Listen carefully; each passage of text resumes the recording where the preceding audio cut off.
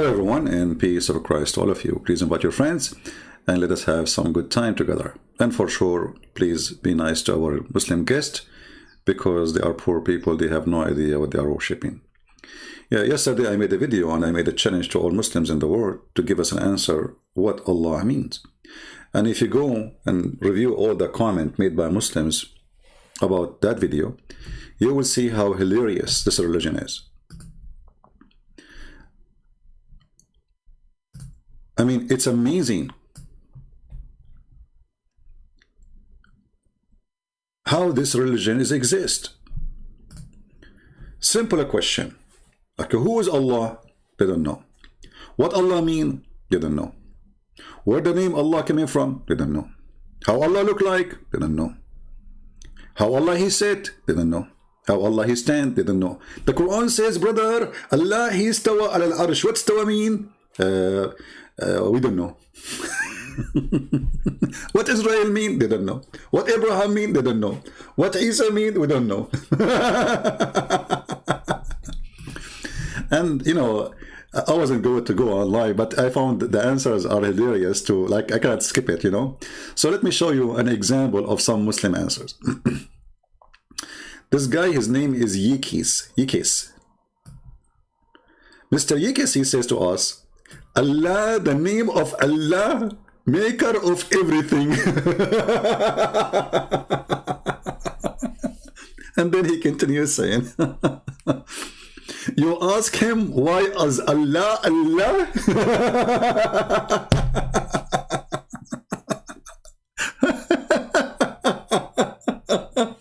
Unbelievable. I'm telling you, one day I'm going to die from heart attack just laughing. Abdul, I'm asking. And by the way, people, they say what Abdul mean. Abdul, every Muslim believe that he is the slave of Allah. And Abdullah mean the slave of Allah. So all of them, they are Abdul. This is what they call themselves, each other. So this is not an insult. Don't take it as an insult. No, this is what they call each other. If you remember, I was debating the Sheikh from New York. So he was saying to me, this is saying, there's a guy, his name is Abdul, and the other guy is Abdullah. You remember? Yeah, go watch the video. So this is what they call each other too. So you ask him, why is Allah Allah? Logic, question mark. The knowledge of many things is only with Allah. Question the creator of what? That word? What you expect as an answer?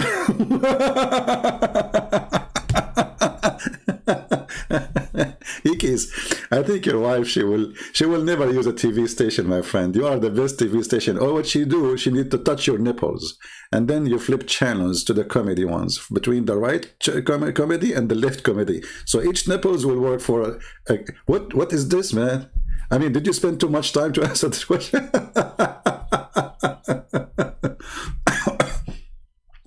I'm not asking you what he do. Remember, I said it clearly. Don't tell me he's the creator. Don't tell me he is the tall. Don't tell me he is short. I'm saying what Allah means.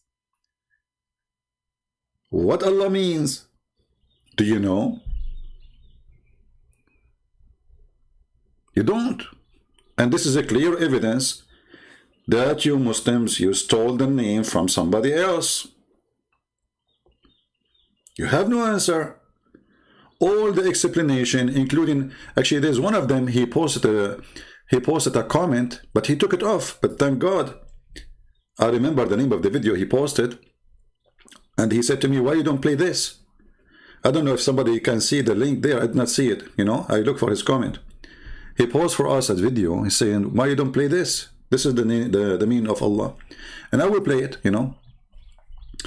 So I'm asking you what Allah mean. So now I said to the Abdul, well, I'm asking what Allah means. And now he got excited and he come back. The Arabian prophet, yes. And the answer, Allah knows what Allah means.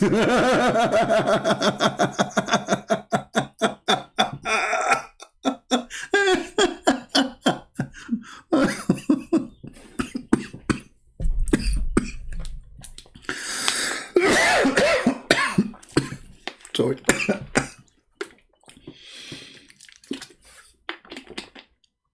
That's deep. That's literally deep, my brother. That's, I mean, you punish me in the face, man. I'm not dumb like Christians, okay?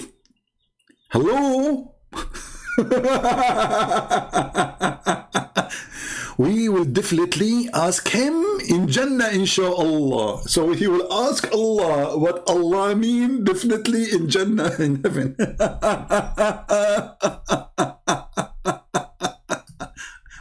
Oh boy. Very simple question. They have no idea.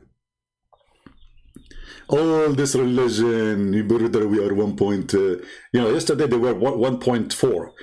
2 weeks after they are 1.6. 3 weeks after they are 2 billions. Just wait until the end of the year, they say we are 4 billions. Now, come on, even rabbit don't do that. So you will ask Allah when you go to heaven, because he knows best what Allah mean. Okay. I think you got me there, brother. You got me. You know, truly you got me. I mean, unbelievable. Let us see another Abdul.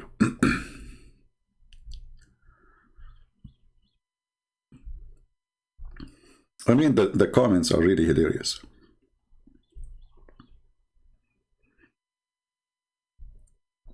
Go read them and laugh. Let us see, where is the guy? His name is Dr. Ahmed. Oh, Dr. Ahmed. Where is Dr. Ahmed? I mean, too many comments to find somebody. Okay, Dr. Ahmed. Where are you? Ah, here we go. Dr. Ahmed. Dr. Ahmed, he got us busted. I'm Arabian. Your translation and explanation are wrong. First of all, try to be honest in translation. You idiot. I was reading your translation. What my translation?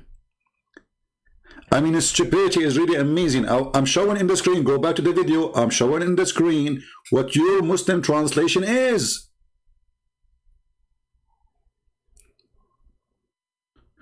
And you know what? I will shave my 20, it was 28 yesterday. Today is 29, must be, because, you know, I'm using fertilizer of Allah. It's 29 now.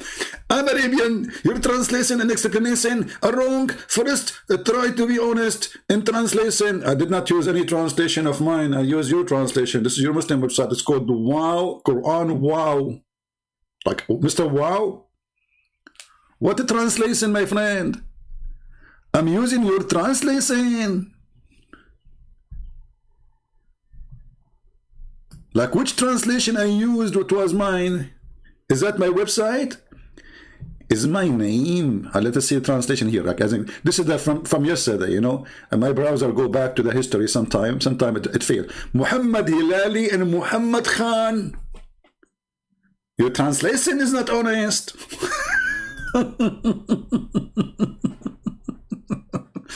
And then he says, Allah have 99 names. Abdul, first of all, why your God have 99 names? Why he stop with the 99? I mean, come on, give him one more. You know the thing? Even Joe Biden will not like that. So listen, Allah have 99 names, but you fail to explain the major name of Allah. The rest are, the Muslim, they say those are attribute.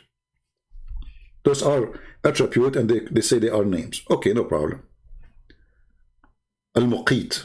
Allah is Al-Muqit. Allah is the angry. Allah is the revenge. Allah, I mean, all those names are stupid. Allah is the believer. Al-Mu'min. Can you believe it? Allah is a believer. You believe in what? So, and actually, if we ask the Muslims, find us the 99 names in the Quran, you will find that they will not even find 60% of them. There's a Coptic, a Christian priest, is a good man. He challenged the Muslim to find the 99 names, and then the Azhar University, they agree they are not in the Quran. Most of them, they are imported from China. So what is the answer? I'm Arabian. Okay, why you don't call me Mr. Arabian? Are you in the chat Arabian? Business doctor? Do you use camera urine when people come to you to the clinic, Mr. Doctor? As long as you're a doctor, let us go, you know, let's see, let us see the doctor inside you. Let us see the certificate you have, brother. So, as you see, they are so desperate and they do not know what to say. Another guy, he says to you, do you know that the Aramaic, they say Allah, Allah. My friend, they don't say Allah, they say Aloha. Al is a word meaning God in the ancient Aramaic and even in the ancient Hebrew, because the Hebrew anyway is coming from the Aramaic. So Al is a word meaning God. El is the new version of the ancient Aramaic, which is God too. So Al, let us make it, let us put it for you in the screen for the ignorant. Don't be insulted if I say you're ignorant, by the way, because I am ignorant in many stuff too. You know, all of us, we have some form of ignorance. The ignorance will be an insult to you if you don't improve your knowledge, if you decide to stay ignorant. So, Al is a word meaning God. Regardless if this you say capital God, small God, doesn't matter really. It's a God. Okay? The God of the believer or the God of the non-believer, the God of the hypocrite, the God of the pagans, the God. So you can make it capital because this is in English, exists in a small capital and big capital. This is why Israel was not Israel. Israel was Israel in the ancient Hebrew. Mikael was Mikael. Gabriel was Gabriel. Ishmael, he was Ishmael. Because those are not even part of the name. This is not a name. Al is a word meaning God. In the new Aramaic, and same as in the new Hebrew, Al became El, which is again a word meaning God.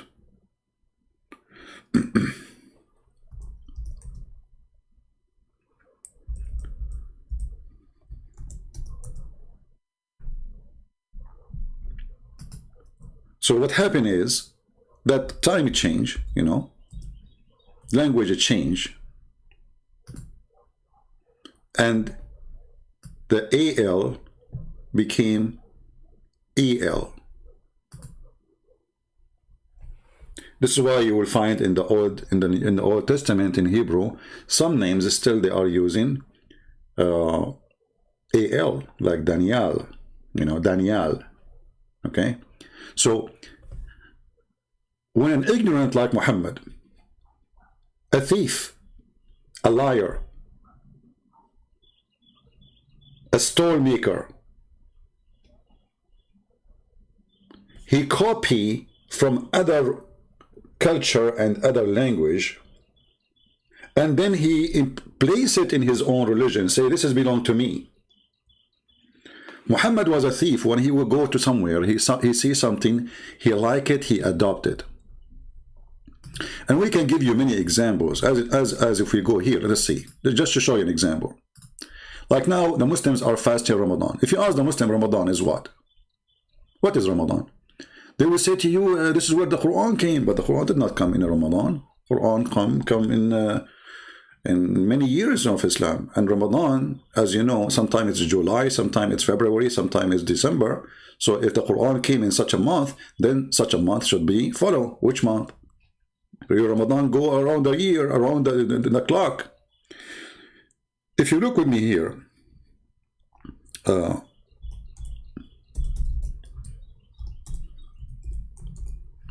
to show you how Muhammad, he copied things.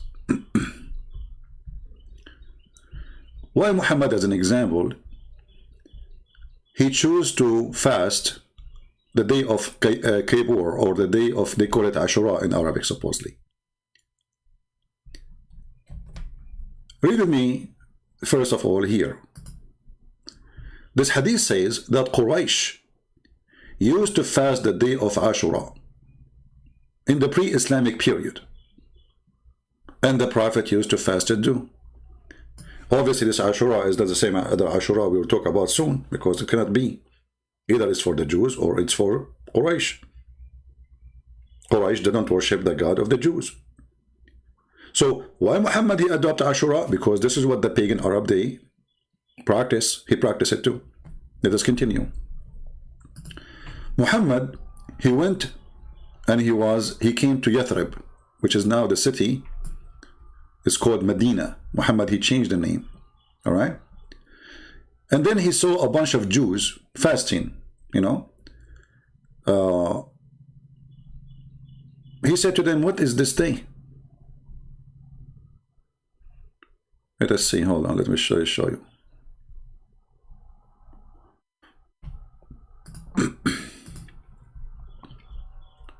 He asked the Jews, why you are fasting this day? They said this is the day where Moses he crossed the sea.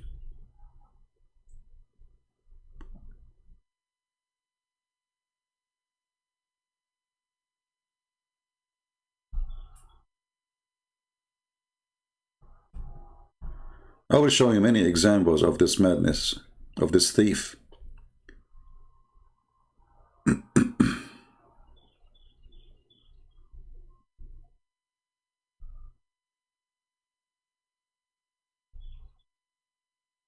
I mean, there's a million hadith about it, but we want a specific one. Okay, hold on. Let us do it. And again, you will see Abdul saying to you, he is using a translation. This is his translation. I'm using your translation. This is your website. Focus with me, Abdul. Focus. If you do not know what focus mean, look, take the Prophet as an example of focusing.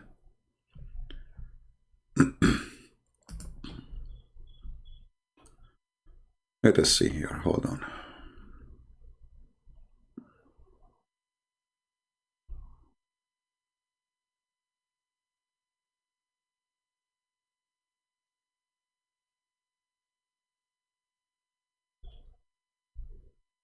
All right. Here we go. We found it. Have you ever heard of a prophet? He added fasting day to his religion. Just because a Jew, he said, we fasted. Welcome to Muhammad. When the Prophet came to Medina, he found the Jews fasting on the day of Ashura. They used to say, this is a great day, which Allah saved Moses. Remember, this is the Muslims saying that, not us, not the Jews. The Muslims saying that. And drowned the folk of Pharaoh.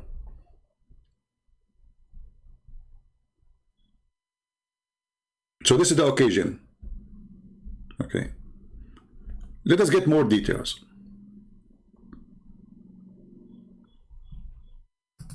Read with me carefully. And this is Sahih Bukhari and Sahih Muslim Hadith, which mean very authentic. So don't tell me the weak and the garbage you have. Ibn Abbas said that Allah Messenger came to Medina, to Yathrib, the city of the Jews, and he found the Jews observing the fast of day of Ashura. So he asked, what was significant about this day? What is special? Why you are observing it? They replied, it is the day that which God, see not Allah, delivered Moses and his people and drowned Pharaoh and his people. So Moses observed that fast out of gratitude. And look what Muhammad he said. He said, we have more right and we have a closer connection with Moses than you. So God Messenger observed it and fast himself and gave order to fast that day. Okay. Here you notice the copy, cut, paste, cult. Copy, cut. They don't even copy the whole thing. They copy, they cut, and then they paste. If Muhammad is a prophet of God, how come Allah never informed him yet about this day? Secondly, if the Jews, they fast this day, and Moses fast that day, was he informed by Allah that fast this day because Musa fasted? No. Who informed him? A Jew. So we have a clear evidence that Islam is established by copying others. What if the Jews were wrong? What if Musa did not fast this day? What if the guy who said that to you is a liar? What kind of a prophet you are? Do you take your order of fasting, you give it, you are establishing an act of worship, an act of religion based in what a Jew said? Isn't it the Jews supposedly the enemy of Allah?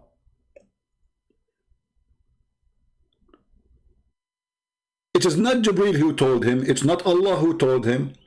And later when Muhammad, he mixed himself with the Sabian, he heard about the Sabian fasting five times a day, sorry, praying 5 times a day, and they fast Ramadan. The Sabian, what they do? They have a celebration every year. The moon of Ramadan comes, the moon of Ramadan goes. So they go to the city of Haran. The moon appear in a city. The second city they will come, the second year,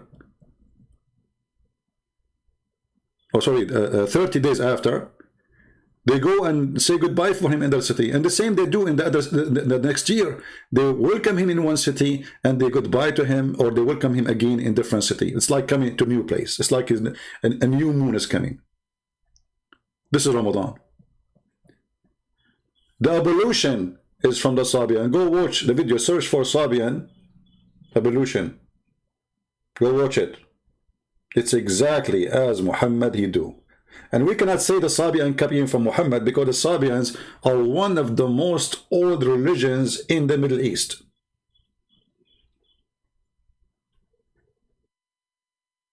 So we cannot say, oh, the Sabian are copying from Muhammad. That would be a joke. The way they put water in their ears, the way they blow their nose, the way they, everything, their feet, their hands, everything step by step. So now going back to our topic. When you as a Muslim, you say to me, you are giving us wrong translation, and I'm showing you on the screen your own website, your own English, your own Arabic, and then you cannot answer me, so you say he is giving you false translation. And you will notice that all the comments we saw, none of them have to do with the question. One saying to you, you worship Trinity. What does this have to do with our question?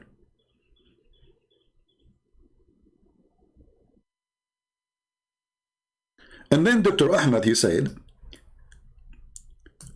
thought I am not a religious person, but while I went to challenge someone, my opponent must be at least honest person. Look who is talking.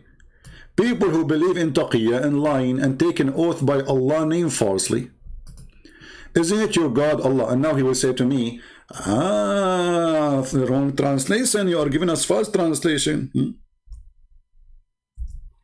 Isn't it Allah who says to you, Allah will not take you accountable for false oath? As long as you don't mean it.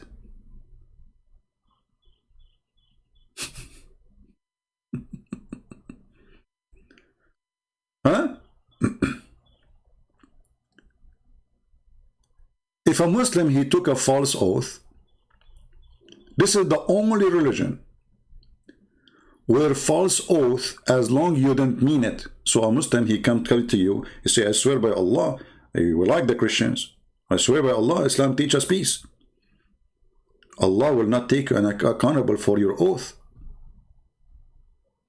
Why? Because you don't mean it.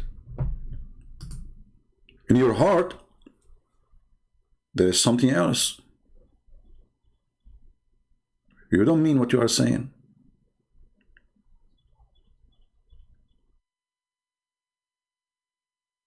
So I can swear, I can lie, and I can do as much as I want. Now, who is a Muslim in the chat? He will say to me, I challenge you to find me the reference. Anyone? Who is a Muslim will say this cannot be true, because this is embarrassing. Do we have any Muslim?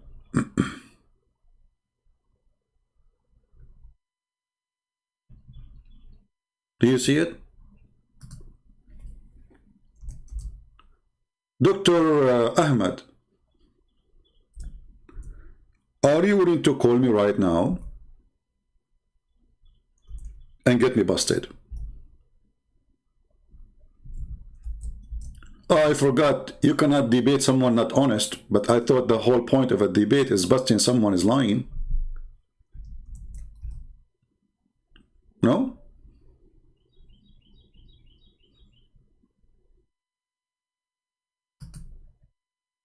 Isn't it, this is what the point of, like, I'm wanting to debate all Muslims. Why? Because I want to show people that they are not telling the truth. It's very well known that Muslims, they fabricate answers that have nothing to do with their religion in order to overcome the argument by lying. As an example, there's a guy, her name is Mimi. They ask her, Allah have body part. He said, who says so? But we go right now to YouTube, you see Zakir Naik say Allah have body part. All the Muslims, they say Allah have hands, have fingers. But in the debate, he said, who said so? Read with me. Chapter 2, verse number 225. This is some of the verses, not all of them. Chapter 5, verse number 89. Read and laugh. While Jesus forbid you from even taking oath, either you say yea, yea, or nay, nay. Anything else is from the devil. Any addition is from the devil. Allah is saying to them, Aka Muhammad, you can take a false oath. Allah will not take you, will not call you to account for which we, with you, made as oath unintentional. This is what they are saying, in the translation. This is your translation, by the way, not me. Okay, what does that mean? I'm lying then.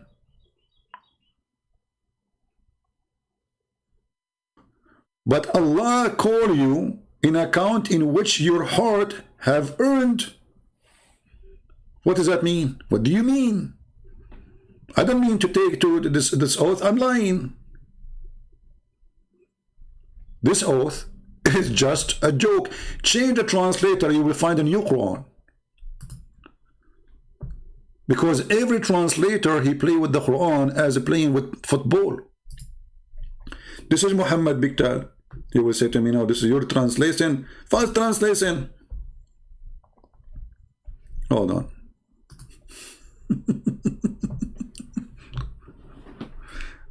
Let us go. Oh boy. Let us go to Biktal. The pages switch. If there is any Muslim, he have something to say, please feel free. We will be happy to listen to you. Allah will not take you to task for which unintentional in your oath. Go and read the interpretation and die laughing.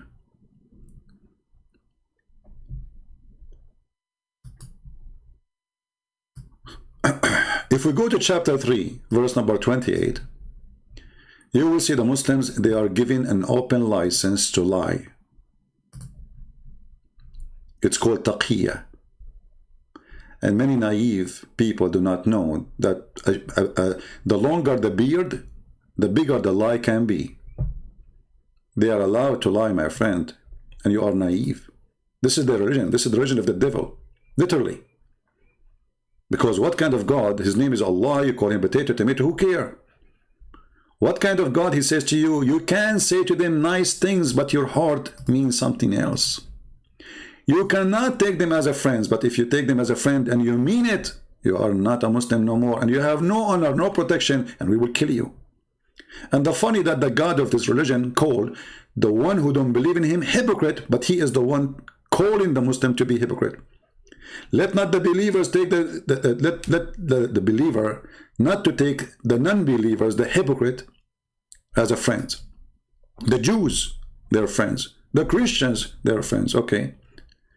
As become mighty and honorable in preference to the believers who are sincere.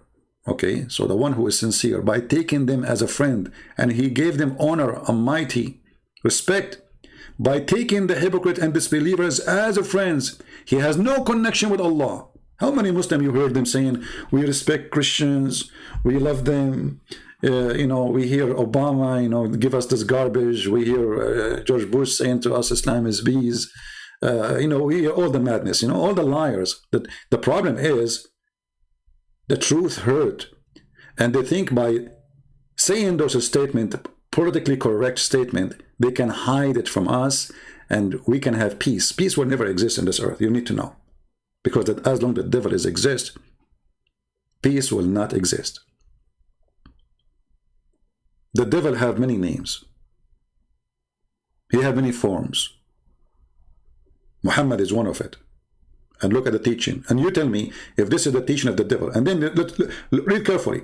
So the one who has taken someone is not a believer, disbeliever. Seeking might and honor with this disbeliever. By taking the hypocrite and disbelievers as a friends, he has no connection to Allah. How many of you naive people keep saying to us, I have a Muslim friend? Okay, no, I believe you. You believe he's a friend, right? But he cannot take you as a friend. The Quran has tons of verses. Chapter 5, verse number 51 as an example, says specifically, you cannot take Christians and Jews as a friends.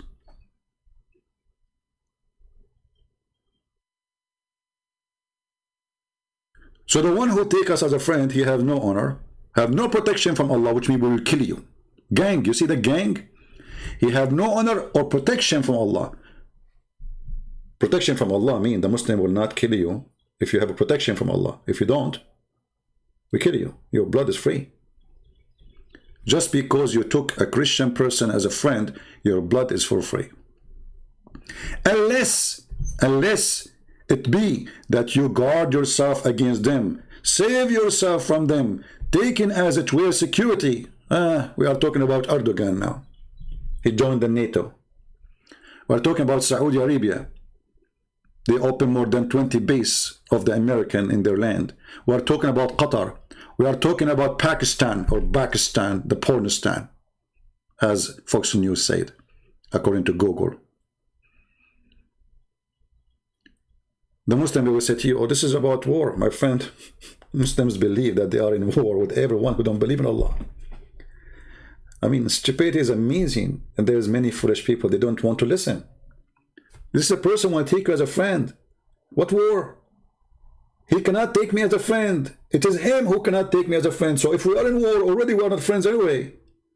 But here it says clearly, you cannot take them as a friend, which means the Christian, the Jews, the Hindus, the Buddha, they want to take you as a friend, but you cannot, because if you take them as a friend, you are enemy of Allah too. This is why you find in different places in the book of the devil, the Quran, where it says, you cannot even take your parents.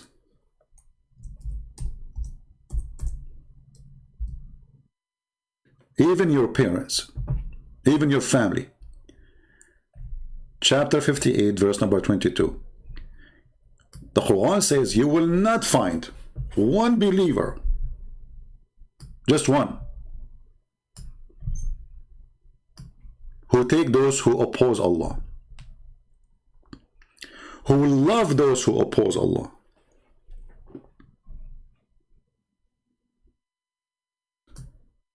Even if they are your sons, your fathers, your sisters, your mothers. And then this coward, he says, I need to debate someone at least honest. Look who's talking. A person who follows a prophet saying, You can speak to them in a friendly way while your heart is like this. Read carefully.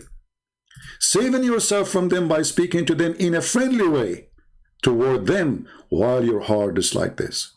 Have you ever heard of more satanic cult? Ugly more than this?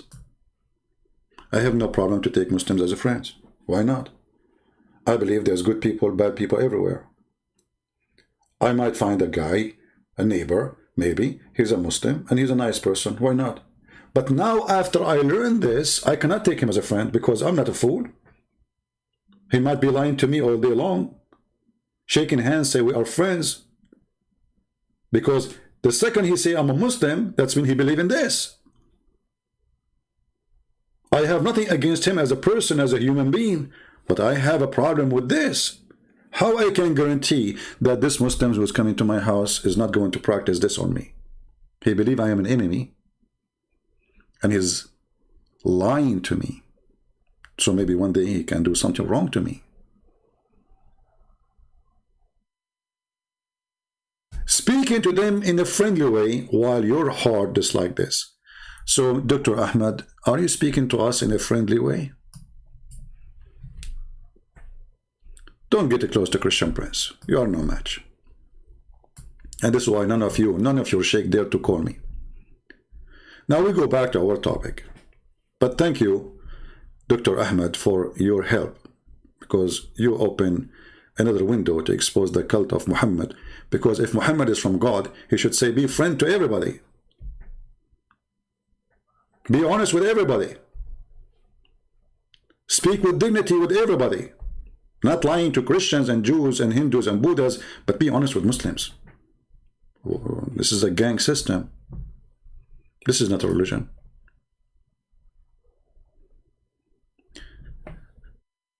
Another Muslim, he says, why you don't play, the comment is there, he says, why you don't play the whole video of Zakir Naik?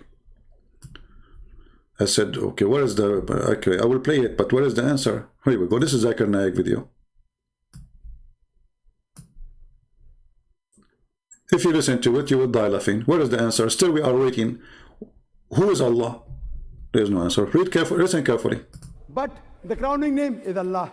Now why do we Muslims prefer calling Allah by the Arabic word Allah instead of the English word God?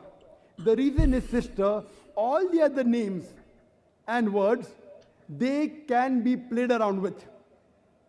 For example, the English word God, if you add S to God, it becomes gods. Oh. Brother, look at the answer.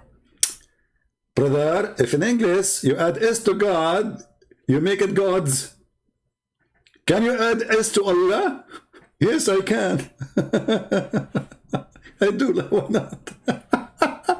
Look at the answer. She is asking you why you are calling him Allah. You say because it is not gods, it's one Allah. So who cares? Okay, Jesus.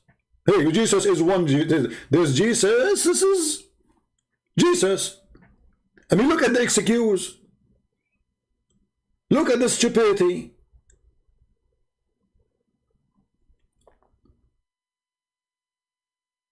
This is the answer.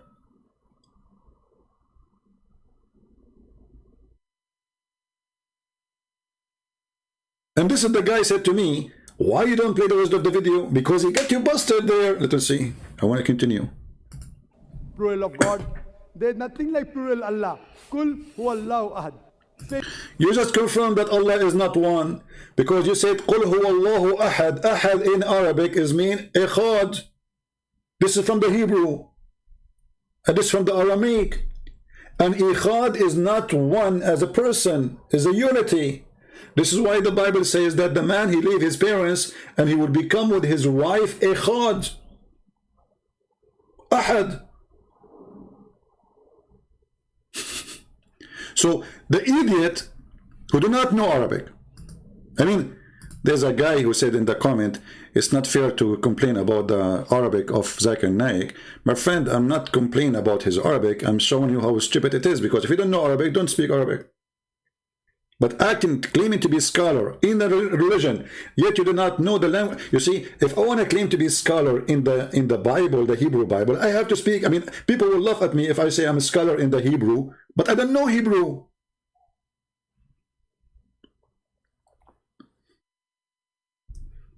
Are you getting the point?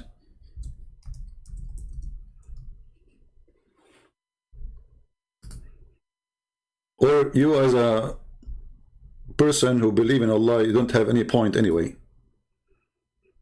So when Muhammad the liar, he took the word ikhad and he says, oh, qul huwa Allahu ahad. Well, he just exposed himself, because ikhad is a unity. And you can go and open the Hebrew Bible.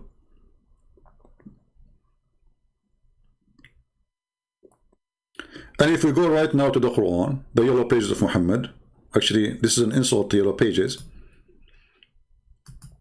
If you remember the video of Nu'man Khan, he said, you know, like the Quran is really not organized at all.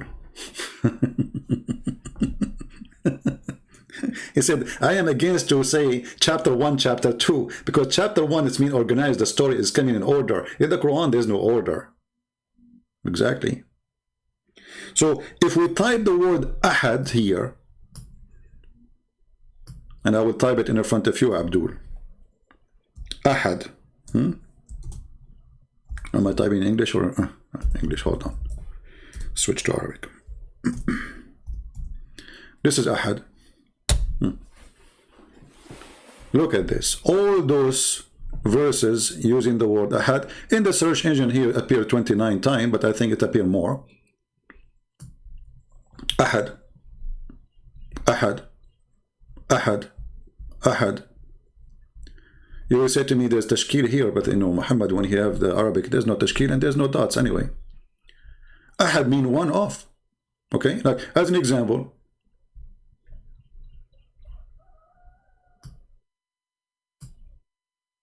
chapter 11, verse number 81. Or let us go to this one. This one is even easier. Chapter 33, verse number 40. The word ahad translated as any of. You see, this is the word ahad. Muhammad was not the father of any of you. Ahad. Any of. Ahad cannot be one. It had to be one of. أحد الطلاب, one of the students. أحد التلاميذ, أحد الأساتذة, أحد الحمير, one of the donkeys. This is what ahad mean.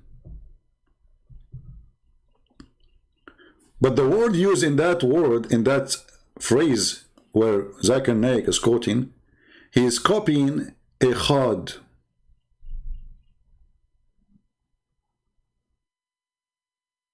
O Israel, your God is one. This is what Muhammad trying to say. He's trying to copy the Jews. O Israel, your God is one. Even that statement is a copy of somebody. But by using the word ahad, he got himself busted again. Because ahad mean one of, not one.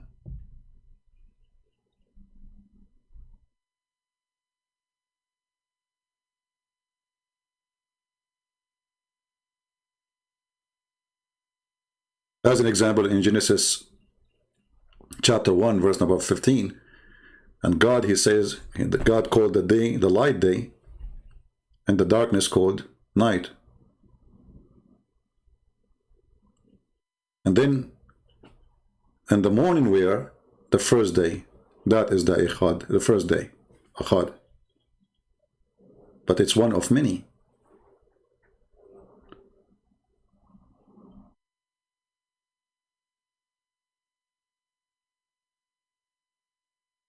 But how you can inform the ignorant? And he is stubborn, he think he knew.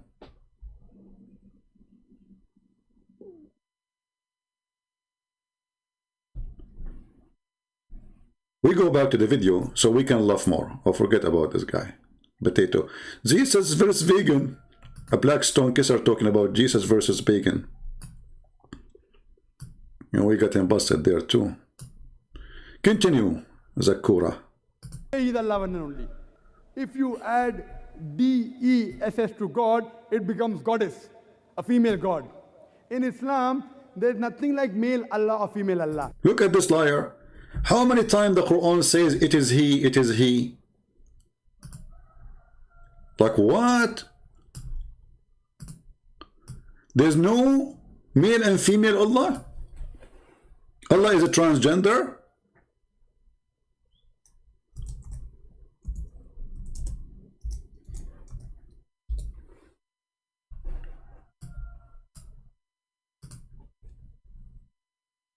It is he.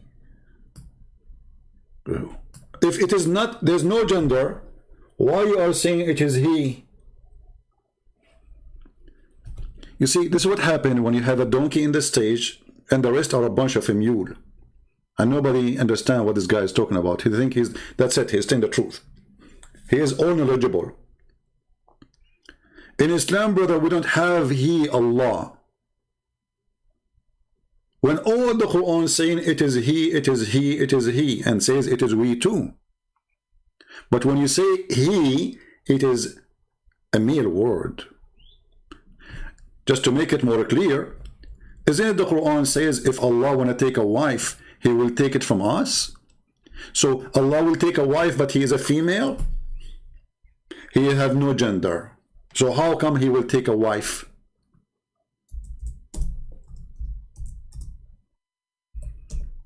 Any Muhammadan have a comment? Chapter 21, verse number 17.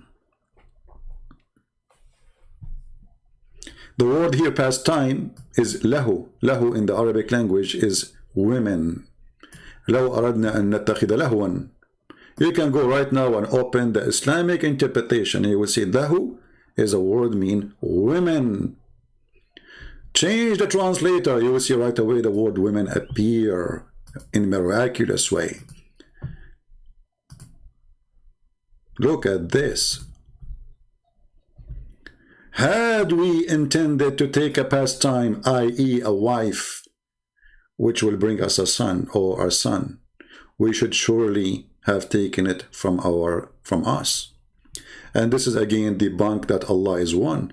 Because if Allah want to take a wife from us, then how many female Allah is there? And how you say that Allah is not a male, and then Allah is saying, talking about a female. In different verse in the Quran, just to show you those who claim to be scholars, they are just, they are lucky, by the way. I mean, what this guy would do for a living if there's no ignorant Muslims around? Now he have nice house, 4 wives, 20 kids, a lot of money. Isn't it the Quran says how Allah can have a son if you don't have a girlfriend? So how you say to me the Quran does not say that he is a male?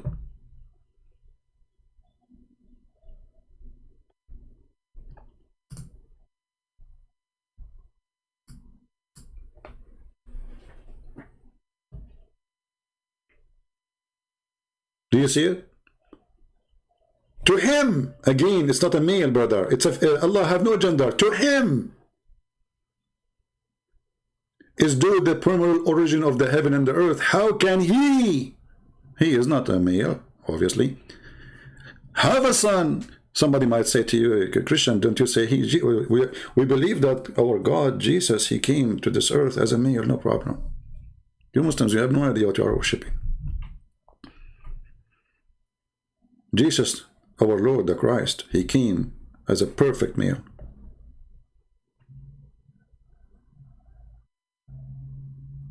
How can he have a son when he have no girlfriend? And even the Quran is so filthy, he did not even use the word wife, he used a consort, a girlfriend, sahiba. So when this Abdul, he tried to answer something, first of all, he answered nothing about the question. He's just saying to us, we favor it because it's not a male or female. This is why you use the word Allah.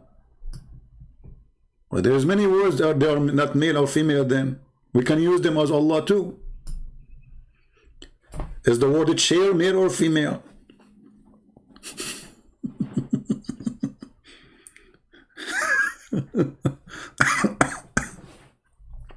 Continue, Abdul.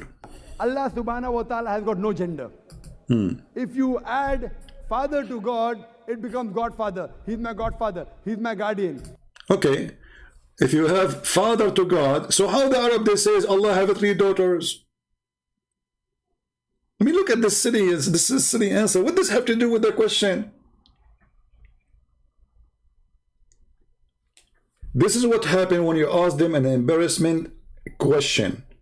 They don't know. He's just making his own, you know, like let me find a way to say something. You know, I have to say something. But this is all have nothing to do with the question.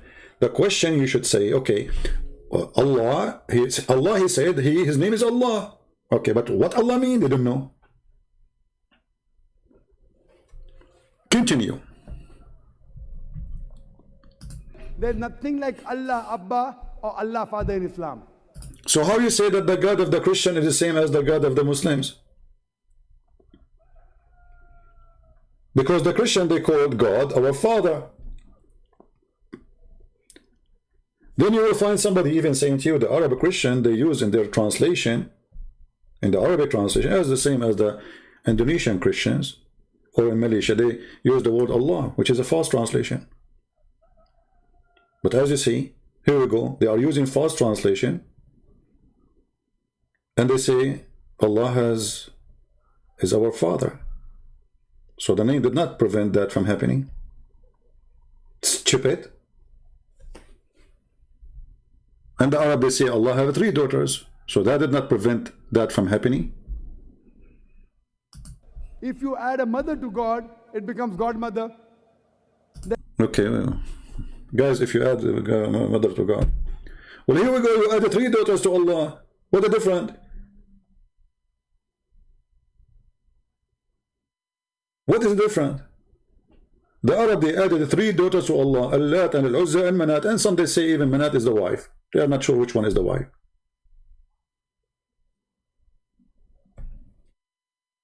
There's nothing like Allah Mother or Allah Ammi in Islam.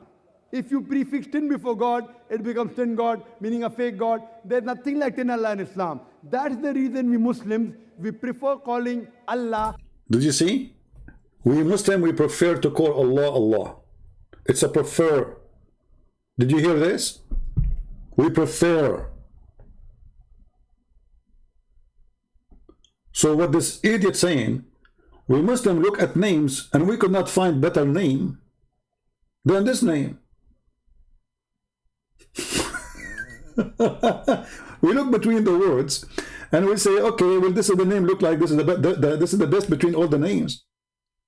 So you are worshiping a name, you do not know what the name is, just because you are saying you cannot make it male or female, you cannot make it grandfather, you cannot make it poor. I mean, what this is stupid as what kind of religion this religion is. This is the reason. Remember, he's telling you why he is calling God Allah. And the reason is the following. But none of them is an answer for anything. And that's mean you made a choice of a word. If you find a better word tomorrow, you will dump this word and go to the other word. Continue. A bishop angers when I said Bible use. And what are you talking about? By the Arabic word Allah. And that's the reason this word Allah is also present in most of the major religious scriptures. If you read the 6 scriptures, one of the attributes given to Almighty God is Allah. If you read the Christian Bible, in the Gospel of Mark, chapter number 15, verse 34, in the Gospel of Matthew. Stop. Stop.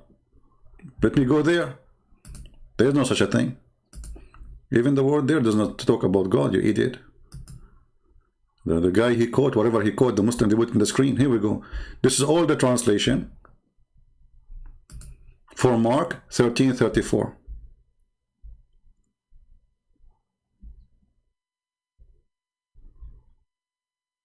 What translation you want? And you can use even the Hebrew one. Where? What? How? But you know, when you are a liar, you say whatever you want.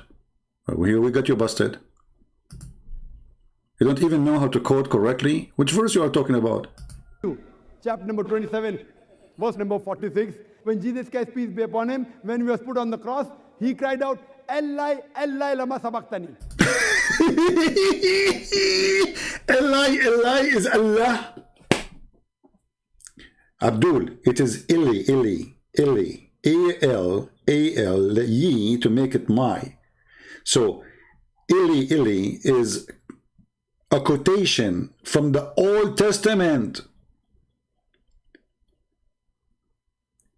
El is the word which is God. It's not even a name, you idiot, you donkey.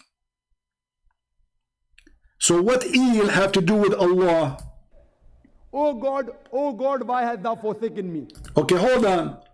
As long as you just say that El is what Jesus said. So why you Muslim, you say that you follow Jesus too? You see, Jesus did not say Allah, he says Eli. It is you who said that, not me. So why you are following a God you do not know where? Ili is Allah, Allah? I mean, they are pretty close. Like, just a distance of 2,000 miles between them. Say that again, brother. Cried out, Eli, Eli, lama sabachthani. Oh God, why hast thou forsaken me? Does Eli, Eli, lama sabachthani sound like, oh God, why hast thou forsaken me? No. But if you translate into Arabic, it says, Allah, Allah, lama taraktani.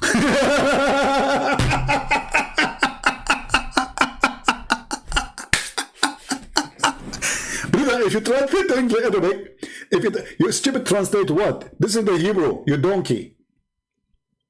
You want to like, if you translate the Arabic, it is Allah, Allah.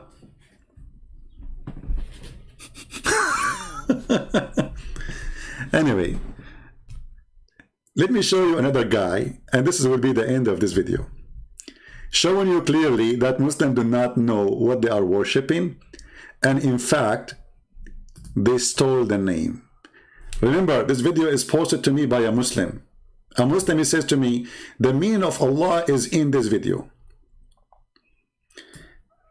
The comment is there in the section in the previous video, the link posted by a Muslim, and he is the one who asked me to play this video for you. And guess what? They agree with the Christian Prince that Allah is a theft, and we do not know what it's mean. Muslim says. What does Allah mean? Allah originally comes from the word Al-Ilah, the Lord, the deity, the one who is worthy of being deified. But the nature of language is that over time, language begins to develop. And if a word is being used again and again, repeatedly, sometimes things that are not essential parts of the word may be deleted over time. So for example, in Arabic, people are known as unas. And over time, as the Arabs would say al-unas, al-unas, al-unas, al-unas, some people started to speak faster and they started to then say an-nas. Even though the original word is still used till today, people use al-unas as well. And similarly, people would essentially say al-ilah, al-ilah, al-ilah, and over time, as the usage continued, al-ilah, Allah. Hilarious! Did you hear it? Did you hear it? The people, they say al-ilah, al-ilah, al-ilah, and by the time it says became Allah. Okay, I will go with you then. How the name became the name of your God? Because Al-Ilah is the God of anybody. And those who say that word first is the pagan. So, is it you who choose the word? People, they say it's a popular word. This is what he said. Listen carefully. Listen carefully. And please have mercy on the Abdul. Genius. He just proved that everything Christian Prince he said is absolutely true. Muslims, they are following others. They are copying others. People say, people said, people before us said. So we copy what they said. We like what they said. We choose it because we like it. We did not make it. It's not the name of Allah. It is a name coming from somebody. What does Allah mean? Allah originally comes from the word Al-Ilah, the Lord, the deity, the one who is worthy of being deified. But the nature of language is that over time language begins to develop. And if a word is being used again and again repeatedly, sometimes things that are not essential. Abdul, it's used by who? It is used by who? Used by the infidels, the pagan. So the pagan, they use it. And then Zakir Naik explained to us how unique it is, brother. This guy is just saying it's not unique. By time, they make it easier. So it was al-ilah. What this guy he said. I mean, do you see how every one of them, he give you different definition, different answer? Do you see how much confused they are? The other guy, he said to us, you cannot make it male and female when prove it to be wrong because Allah is He. Allah says, how I can have a girlfriend, which means He is He.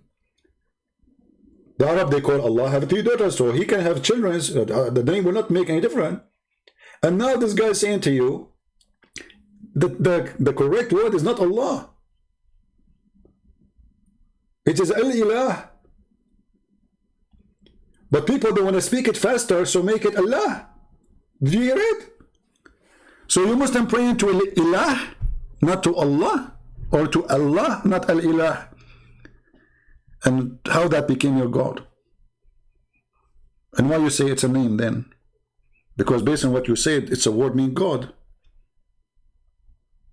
Where's your God name?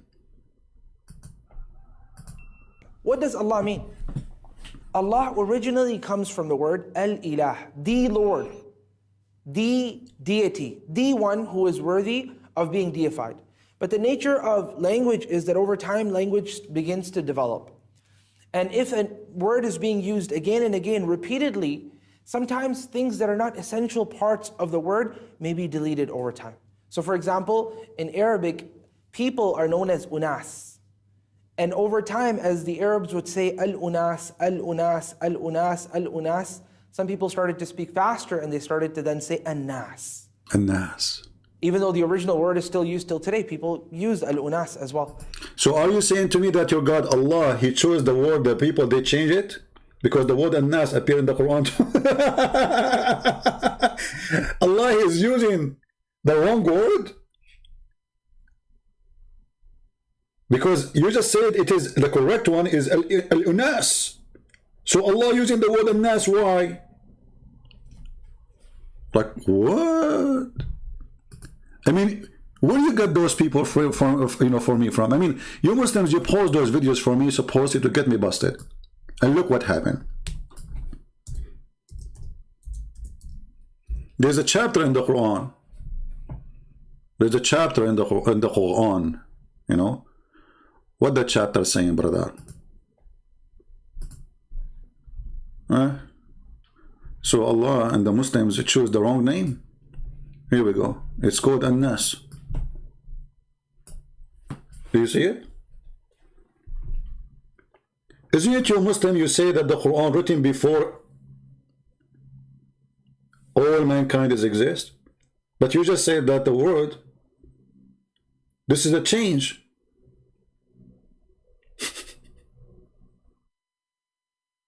So the Quran based on this is written after the change happened.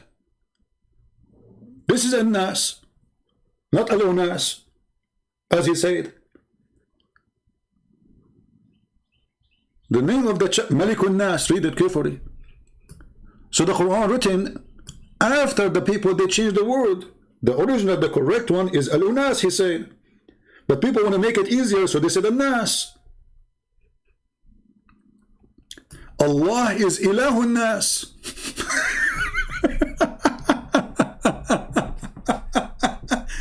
The God of An-Nas, Allah. And I like it when the Muslim, they say that he is the God with a small capital letter in their website. Perfect, shaitan. You know, Allah is a small God. Do you see it? Not capital letter. The Muslims admit that Allah is the God of mankind as a small letter. Perfect. So this is the definition. Allah is not really a name. We don't know what this word means. They are saying to you, well, this is the word diverted from the word al-ilah.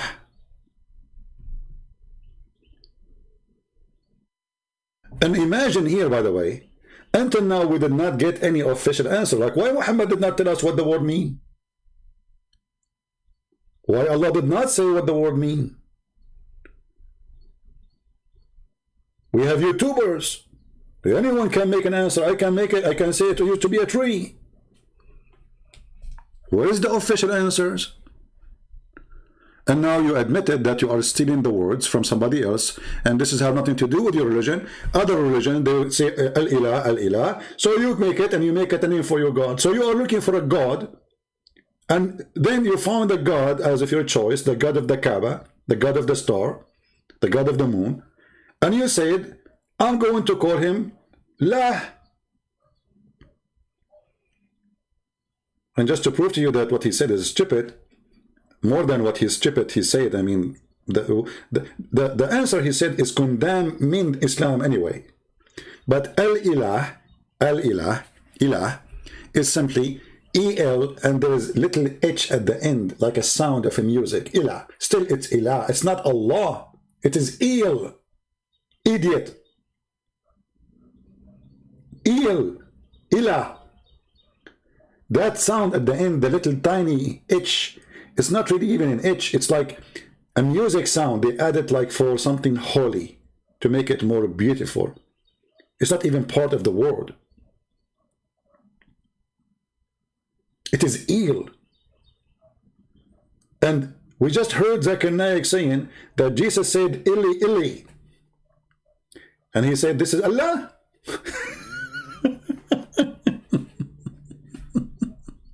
In Arabic, people are known as unas. And over time, as the Arabs would say al-unas, al-unas, al-unas, al-unas, some people started to speak faster and they started to then say an-nas. Even though the original word is still used till today, people use al-unas as well. And similarly, people would essentially say al-ilah, al-ilah, al-ilah, and over time, as the usage continued, al-ilah, Allah. And the name then became Allah. Now we know how the name become Allah. So this isn't the name of God. This is a word mean God. And even this is a changed word. So as long it used to be something and now became something, next year it might become something else.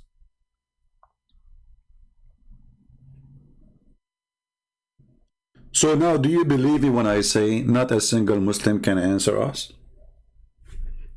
They don't know. They are trying to find a solution what the name word mean. But all would take you 2 seconds, my friend. We showed you in the Quran in chapter number 1. And this is a screenshot from yesterday. Bismillahir Rahmanir Rahim. And this is the Muslim resembling the Arabic. Bism is a wrong written, by the way. The Muslim, they took the alif to make it short. As he said, to make it easier, they changed even the Quran. Allah, he said bi-ism, they make it bism. Bi-ismi lahi rahmani rahim. Lahi. He. The I at the end is just like the sound, the same as the H at the end of Il. Ilah. So what is the name of their God? Lah. The second verse, verse number 2. Alhamdu li lah. Li in Arabic mean two.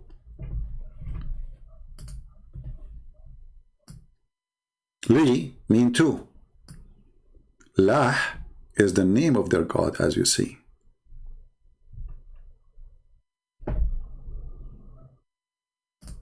That is the truth.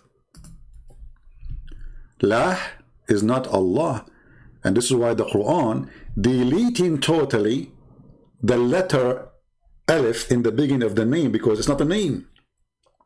Where the letters start, the name start from the Lah. And now you do not need to be a genius to go to Prophet Google, peace be upon him, and search for Lah, God, Lah. Is that a coincidence that the moon god is your God? It's coming from the Sabian God?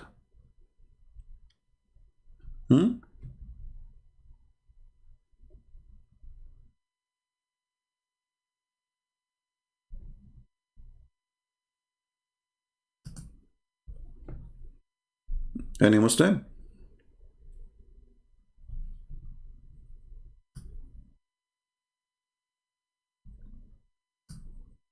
This is just an article. I'm not saying I approve it or disapprove it, but just search in Google.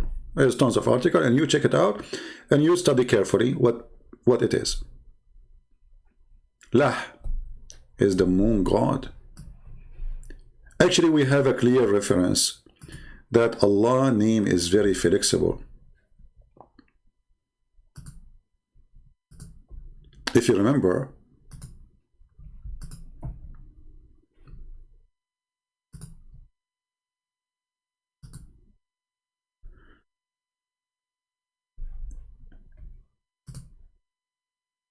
chapter of Yasin.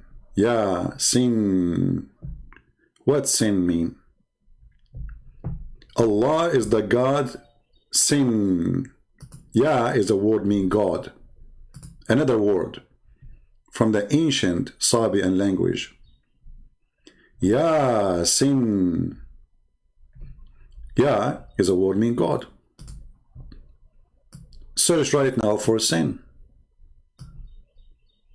Sin is the moon god. Lah is the moon god. Sin is the moon god, and both are in the Quran, and both of them are saying clearly that this is the God of Islam. And actually, if you ask the Muslim, what sin mean? What Yasin mean? They say Allah knows best what he meant by that. Additional proof that Islam is a forgery. They don't know. They are copying words from other religions. Tafsir al-Jalalain. Yasin. Allah knows best what he meant by those letters. But if you go right now and search for God's sin, you will find that sin is the same word you use in English for sin. Like when you say this is sin, why they say that? Because you are saying this is pagan. You are saying this is pagan, so this is sin. You're used in English today.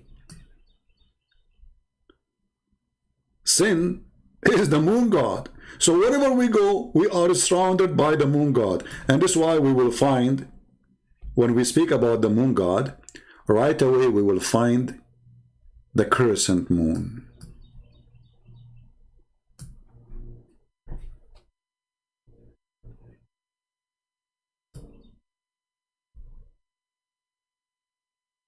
What say you, Muslims?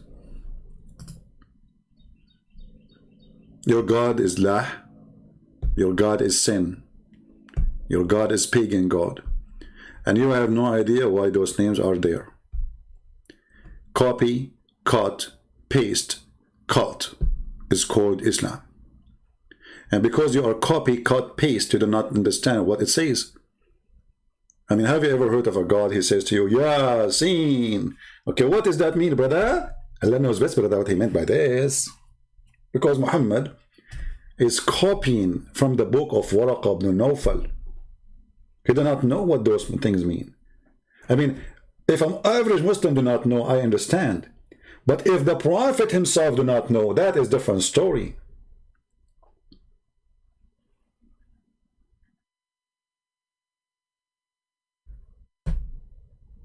Any Muslims? Mr. Lanoon, he is saying prince properly a princess. My friend, I know, I understand that you are in pain, and supposedly you're trying to insult me. It's okay. You know, I welcome you to insult me more. It's a blessing for me. But my friend, as long as you are talking Christian prince is properly a princess, do you want me to make a special call with me and ask me if I do put eyeliner like your prophet 3 times on my eyes a day? If I wear women clothes like your prophet every day? If I pee like a woman like your prophet every day? Are you there? And then we can find out who is the princess here. Are you there? Or maybe you can ask me, hey Christian prince, have you ever kissed your friend down his belly like the Prophet Muhammad? Is that a new tradition in the Middle East? I'm a Middle Eastern. Since when we Middle Easterns, we kiss each other down the belly? Huh? And then the guy said, oh, stop, this is how I like it. Oh, brother, don't stop, please. And you are talking about prince and princess. Don't go there. You are talking to Christian prince. You will be humiliated, you and your prophet. If you try to humiliate me, good for you, no problem. But remember, I know all the laundry of your prophet. So the question now, is Muhammad he or she? Muhammad taking off his shirt. The guy, he said to him, this is not fair. The prophet, he poked him under his ribs with his stick. He's tickling him. And then the guy said to him, you are wearing a shirt, but I am not. The prophet, then he raised his shirt. And then the man embraced him. And he began to kiss his side. Who is kissing who? You will say to me, oh, the man is kissing the side of the prophet. The word kashah is the down of the belly, not the side. And why a man even kissing there? And then he starts saying, oh, prophet, this is what I wanted. Oh, prophet.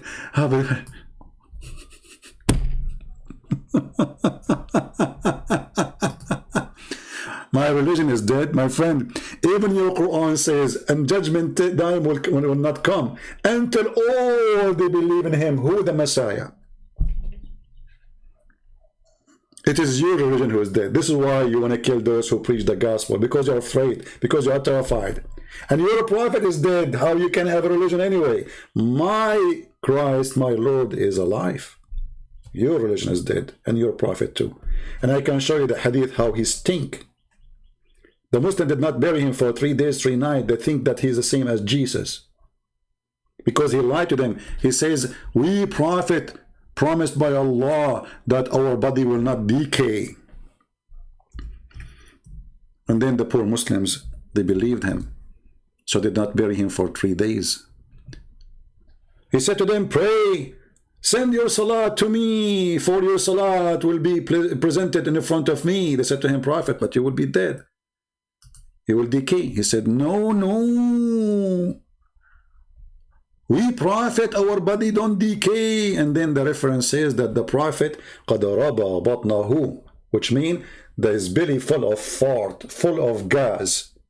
You know, when a person he die and you don't clean him and he have a food, the food will start digesting. The digestion keep going even if he's dead. The bacteria will digest the food. So the belly of Muhammad became full of gas, fart. And he starts shooting left and right. So Ibn Abbas says, قَدْ رَبَى بَطْنَهُ إِدْفُنُوا صَاحِبَكُمْ فَإِنَّهُ يَأْسَنُ كَمَا يَأْسُنُ الْبَشَرُ. Bury your friend, he stink like the human stink. So you are following a stinky prophet according to your books. And we are following the living Messiah according to your book too. And you are talking about who is dead. Weak hadith. This is weak hadith? Okay. It's weak hadith. That's it. I don't know. As I know that weak hadith is a weak argument according to the Sheikh Hamza. You know, when the Muslims, they say, by the way, weak hadith, they are saying to us that we Muslims will lie about our prophet, and we put a lot of lies in our book. We are a bunch of liars. We lie about Muhammad. Don't believe in what we say to you in our books, because we lie all the time. That's what they mean. They're trying to say to you, this is a lie. Okay, but who wrote the lie? Muslims. Who printed the lie? Muslims. Who accepted the lies? Muslims. So if it's a lie, why it's there? Muslims.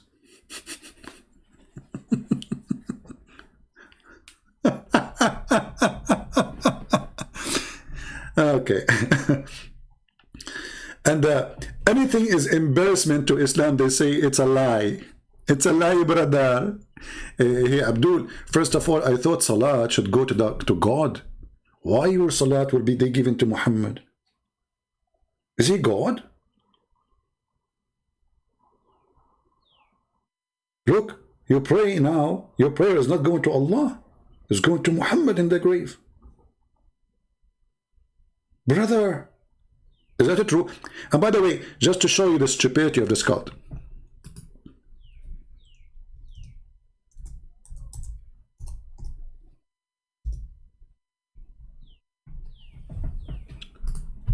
read carefully, and this is Sahih Hadith. I mean, have you ever heard of religion and followers? Their prophet said to them, don't write the Hadith. And then they write down, don't write the Hadith. Read carefully.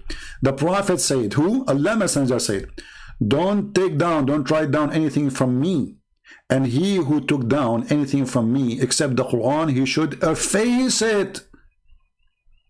Efface that narrative from me. Okay, and then you write this.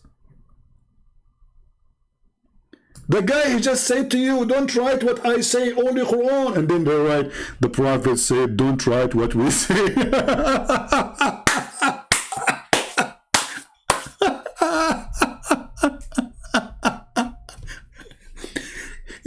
You're crazy. He just said to you, don't write it down. Don't write down what I say. And what do? You write down, the prophet says, don't write down what I say. So all the hadith, according to Muhammad, should not be written. Do you know why? Because Muhammad, people, they start reminding him of what he said. He cannot repeat the same lie twice correctly. In the first lie, he said 4. In the second lie, he said 10. In the third lie, the same story, but he cannot repeat the same story twice. Hey, Prophet, which floor you used to live in? The 3rd floor. Prophet, but last week you said you are on the 10th floor. Okay. From now on, don't write down what I say, okay? So all the book of Hadith should not be written then. And this is Sahih.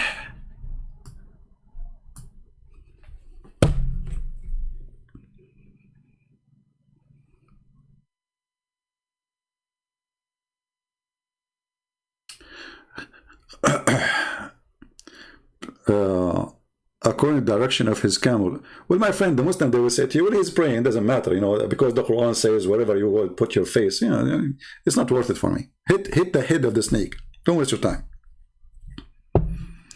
Do we have any Muslim want to say anything?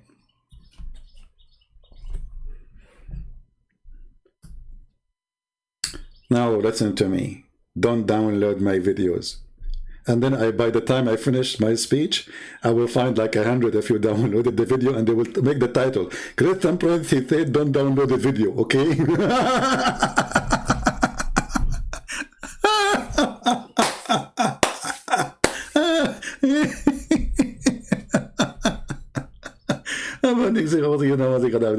This is so beautiful. Genius. This is the proof that following Muhammad make you genius. So all those books behind those Abduls is a joke. Your prophet forbidding you from, and they say to you, we are Muslim Sunni, following the order of the prophet. No, you don't. And you know what? Thank God you did not, because all the garbage about Muhammad is here. So if we have only the Quran is a very confusing, stupid book. There's nothing in the Quran. Like flying carpet. Solomon, he heard the ant. And the ant, she said to her friends, hey ants, hide, otherwise Solomon will kill you. What is killing me, I mean, how the ant, she knew the name of the King Solomon. I mean, you know what? You got to respect the ants.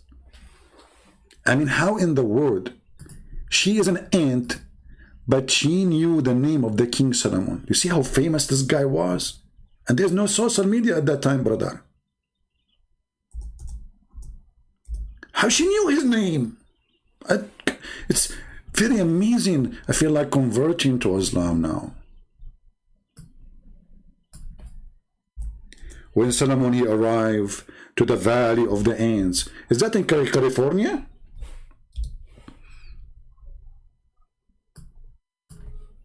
Huh?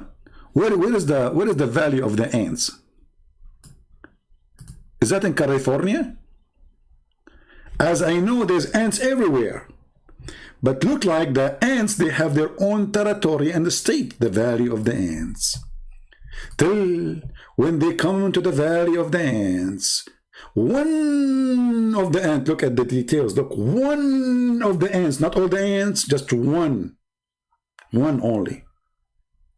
They have only one ant in charge of alarm, like alarm, alarm, alarm. As I know, they have the colony, each colony, they have thousands of ants for alarm. One of the ants, she said. What about the rest? They were asleep.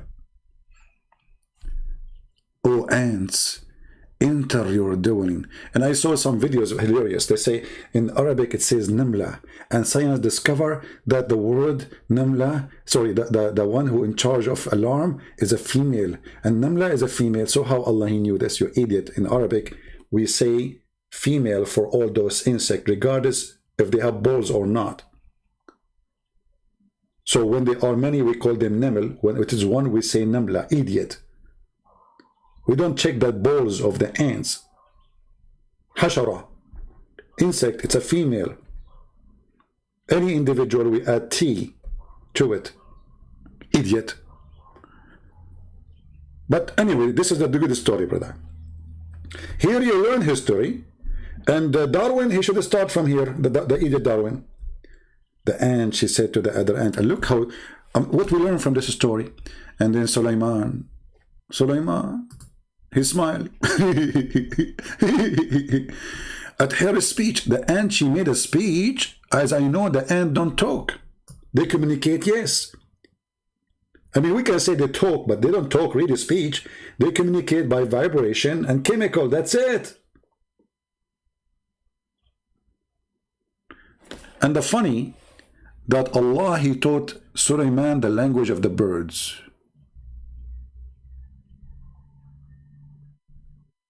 And yet, he understands the language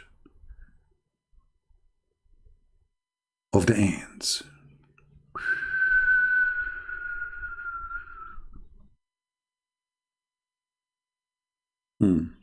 And then Sulaiman, he went, I don't want to change the topic, but just to show you a cartoon before we finish. For how long we are here now? 2 hours? 2 hours. 1 hour? How many hours we are here? 2 hours and 29? Okay, still short, still short. Good news, good news. This is a short video of a conference. Alhamdulillah, alhamdulillah. Alhamdulillah, lillah, lillah, brother.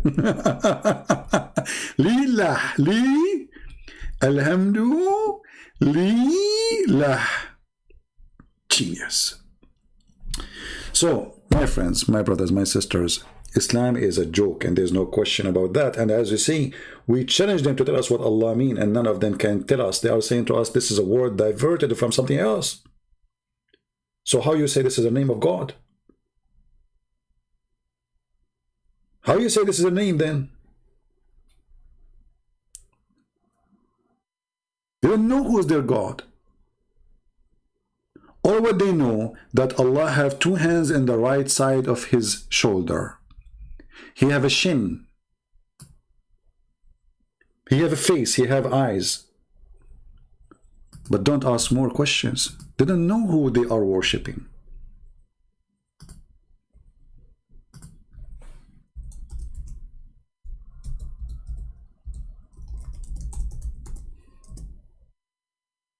How Allah look like?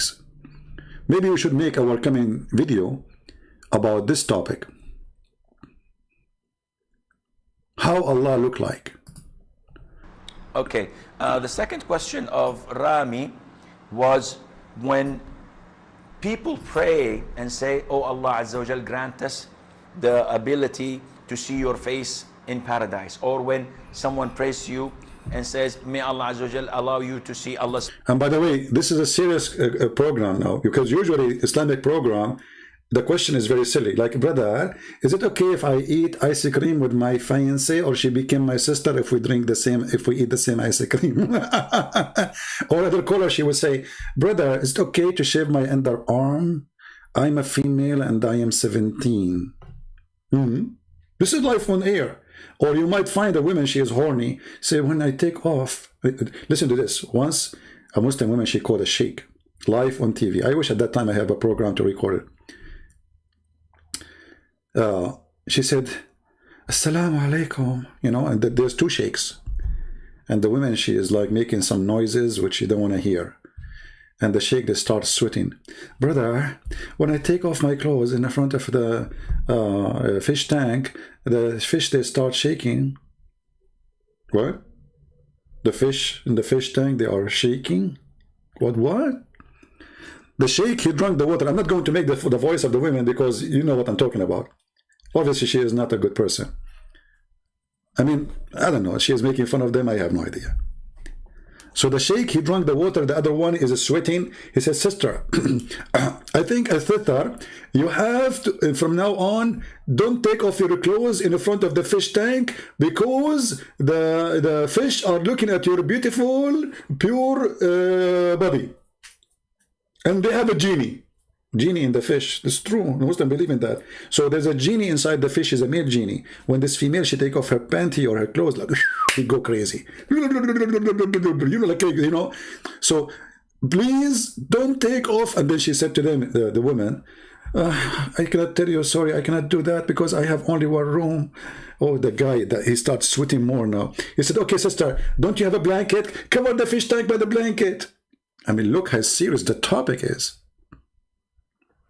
At least here they are talking about how Allah look like. But usually, the conversation is so low. Very low. Okay, tell us more about Allah. Azza wa Jal. He's the creator of the all, what you see. And like, yeah, he is the creator of all what I see. That's it. It's proven. Exactly. That's why he says the sperm coming from the backbone of the man, and women have a sperm coming from their ribs. what you do not see, and he's not created, and he does not die, and he does not have an ending, subhanahu wa ta'ala. That's it. Subhanahu wa ta'ala. So Allah described in the Quran that he has a face. Allah described in the Quran that he has two hands when he addressed Iblis, Satan.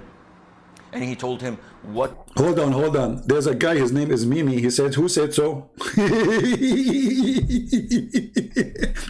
And there's a guy in the comment, he says, I wish to see you debating Mimi so he can end your career. Abdul, we ended his career a long time ago. The Tits boy. Mr. Tits. Prevented you from prostrating to what I have created with my two hands. Two hands. So this is what Allah described himself. Allah says in Surah Al-Qalam that on the day of judgment, Allah Azza wa Jal would uplift and show his leg. You know what? I have to admit, I have a weakness when it's come to legs.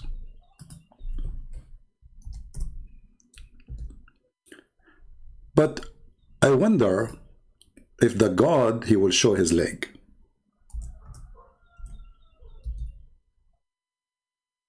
Which leg is going to be more beautiful? A leg of a woman or the leg of Allah? As long as the Muslim, they keep calling him he, I'm telling you from now, I prefer to see a leg of a woman. I mean, like, come on. It is he. So why in the world Allah is showing us his leg? Do any Muslim have an idea? It is He.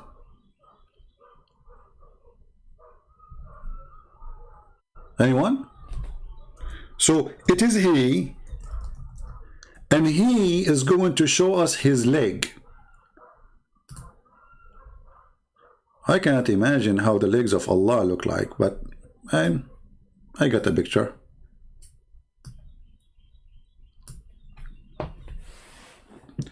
So Allah have 2 hands. For sure is not spider, because spider don't have 2 hands. Allah have 5 fingers. For sure is not spider. Spider have no fingers. Allah have a shin. Spider have many shin. So who is Allah? Who is this God you worship? You are confused about His name. You are confused about His look. Okay, He have 2 hands. Where are they?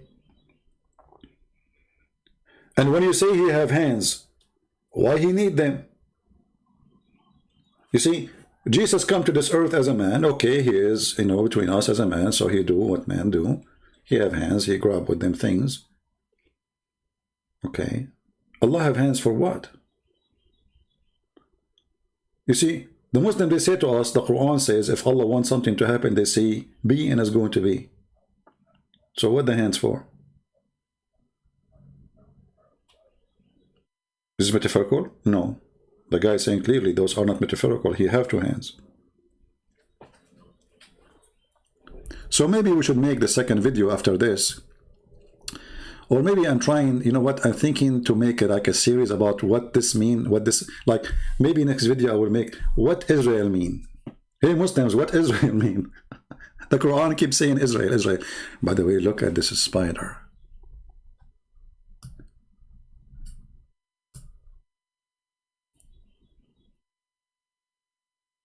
I'm confused. Which one is this eyes? Yeah, 4 eyes, this guy. Like, what the heck? What happened to you, Gali? Huh? Let us ask Joe Biden what happened to the spider. Hey, Joe Biden, president, what happened to the spider? You know the thing? Oh, okay. I mean, look how short the answer and how sharp. That is Muhammad. You know the thing. Allah knows best. So Allah have hands, Allah have legs, Allah have a shin, and Allah will show His shin. Why? Like, what is the occasion exactly? Striptease days? The day of stripping? Why Allah want to show His shin? And look how excited He is to describe for you how Allah look like. In Surah Al-Qalam, that on the day of judgment, Allah Azza wa Jal would uplift and show His leg. وَيُكْشَفُ عَنْ سَاقٍ وَيُدْعَوْنَ إِلَى السُّجُودِ. And they are called to prostrate, and everyone prostrates except the hypocrites. All the believers would prostrate, and the hypocrites... Only the hypocrite, brother. Only the hypocrite. They will not prostrate. Do you prostrate to Allah? No, I don't. You are a hypocrite. will try to prostrate, and their back goes one... My back feel one piece, to be honest with you. Okay. piece, and they will be thrown into hell. Allah tells us about Himself subhanahu wa ta'ala that He has an eye. The Prophet tells us that the Prophet... He have an eye? One eye? Or how many eyes?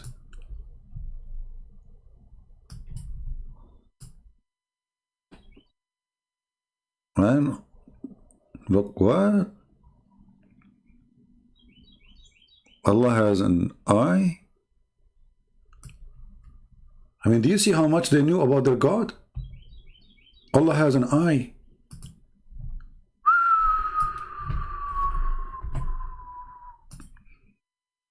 Do Allah close His eye? Do Allah sleep? Maybe Allah is like alligator. He never closes his eyes. Okay. That Allah Azza wa Jal has fingers. When He says, "Oh Allah, the hearts are between two of your fingers, you flip them as you wish." Between two of your fingers? How many he have? So this is what you know about your God. He have fingers.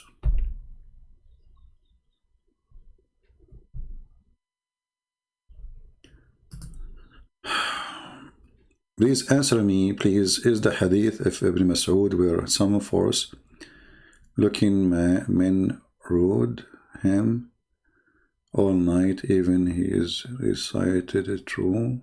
I'm not sure what do you mean. Looking what? Looking men rode him? I don't know. I don't understand your question, Ben Yehudi. Your English is like mine, my friend. It's messed up, you know. I could not get it. Or maybe because my English is not good, I could not get your question. What do you mean?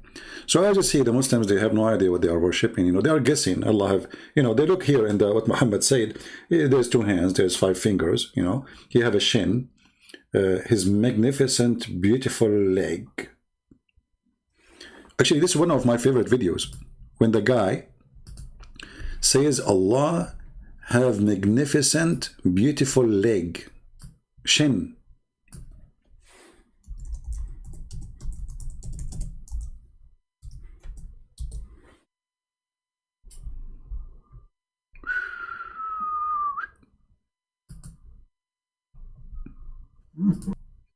Let us see.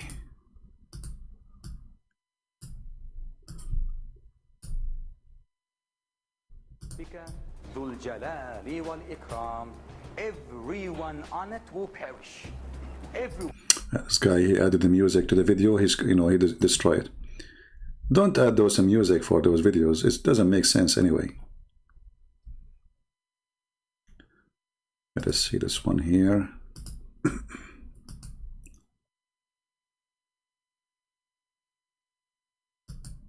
Abu Hurairah radiallahu anhu, the Prophet's companion, said that Prophet Muhammad once said, the meaning of the saying, the Prophet, Allah's hand is ever full. Now he used the word Yadullah mil'a. Now why do the translation here we use the word hands? Because Allah also talk about himself. Yadullah fawqa aydihim. The hand of Allah is above their hands. But how do the hand of Allah look like? Don't imagine. Don't imagine, brother. Brother, don't imagine. Stop.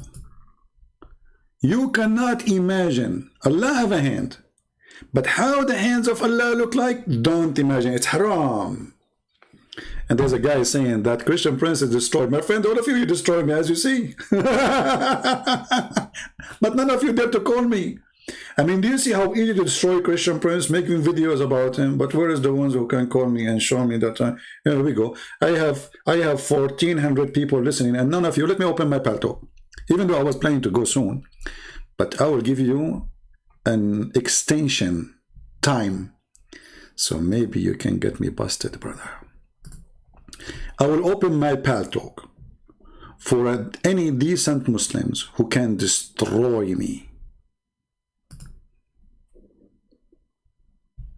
Who wanna do that? Mayday, mayday. Destruction time. But the heroes, they make videos about me. Okay, this is for my good, because all of you Muslims come to me because Muslims keep talking about me, but nobody dare to debate me. But all of you can destroy me for sure. I mean, you are the winner always. Here we go. I'm logging in my paltalk now. Huh? Bingo, I am in paltalk. Who is the Muslim feel like destroying me? Can I join you? No. Guys, only Muslims, please text me. Only if you are a Muslim.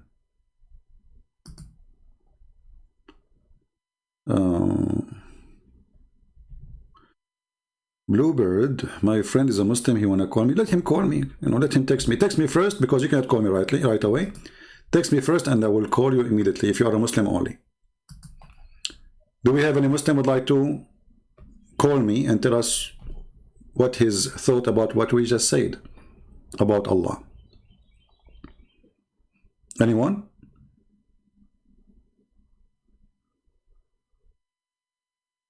Who is a Muslim? He would have a golden chance, opportunity to destroy me in front of 1,400 people watching.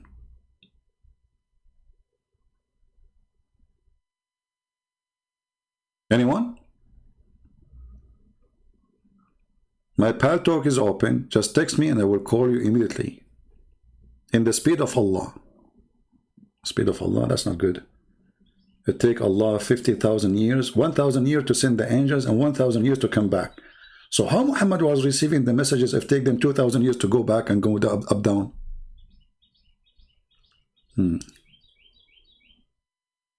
Any Muslim?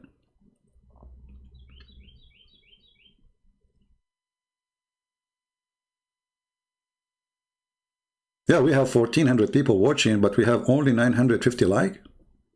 You hate me, don't you? Who is a Muhammadan would like to give me a call? See, if I am a person who have a blue eyes, American, you remember the guy from the Philippines says, I debated a real American. You are not real American. Like he's supposed to, like, he debated real American, man. Real American. I mean, look, listen carefully. He debated a real American. You are not real American, you have an accent. That's what he said to me. And actually, this is why they're afraid to debate me, because I have an accent. I am an Arab, I speak Arabic. I debated real American. Like, what? Real American? What this have to do with...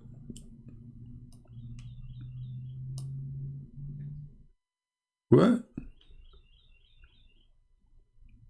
So my pal talk is open. Let me see, I have one text. No, this is not the text. Any Muslim? Just text me. Just say I'm a Muslim, I will call you.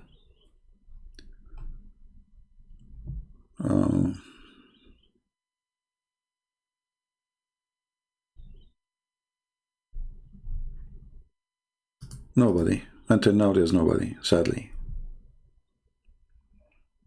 Honestly, guys, if you have any Muslim sheikh, especially sheikh with a long beard, if you can ask them to come and join us, I will speak to them nicely, with respect, we speak to the person, depending on what he deserves. If he is a rude, if you want to be filthy, this is your business. But people who they are respectful, we will speak to them in better, even respect. I am a Christian, but I want to tell you that that God is not a sexual being, so he does not have specific gender. But I do agree that when he come to the earth, he come the form of the sun. Genius. Okay, thank you. We did not say that God have a gender. This is not what we said. When we believe that Jesus is the Son of God, we don't believe that God the Father have sex. So don't be silly. Do we have any Muslim?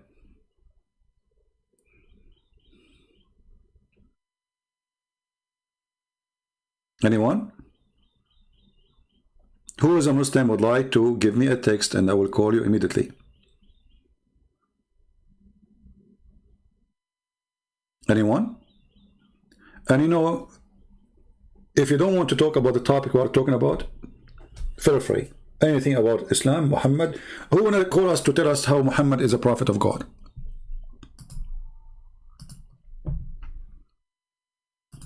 Who want to do that?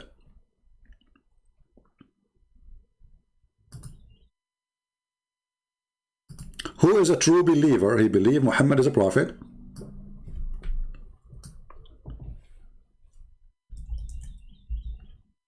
And he can share with us what make him a prophet and what make Allah God.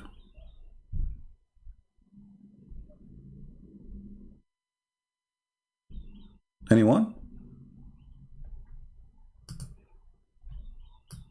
Choose whatever you want topic about your religion, I will be happy. Who is this Allah? Do you Muslims know? You know, all what you say to us, He's the creator. Well, all religion, they say there's the God they worship, He's the creator. Do you have a proof that Allah is really the creator, the real creator? Because there's many that claim that creation belong to them, you know. Do you Muslims have any proof of such a thing? Because talk is cheap. Proving it is something wrong, different, you know. Anyone?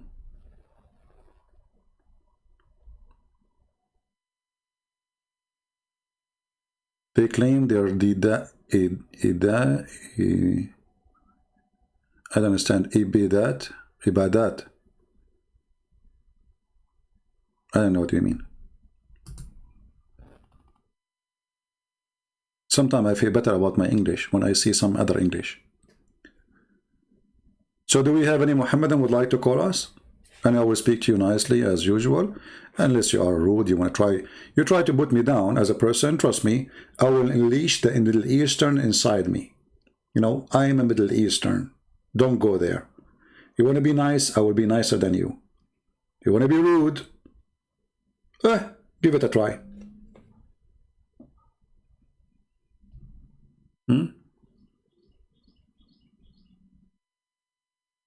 Any Muslims? Who is a person who have a beard, big beard? I like big beard, you know, big beard, very nice, you know. I have a big beard too. You know, we can put it next to each other, see like which beard is longer. And the longer one, we can use it as a towel. Because your beard doesn't make any difference anyway. I mean, you grow up, all of them, they grow a beard. Zakir Naik is trying to grow a beard, by the way, but sometimes it's not growing. He used fertilizer, it's still not working.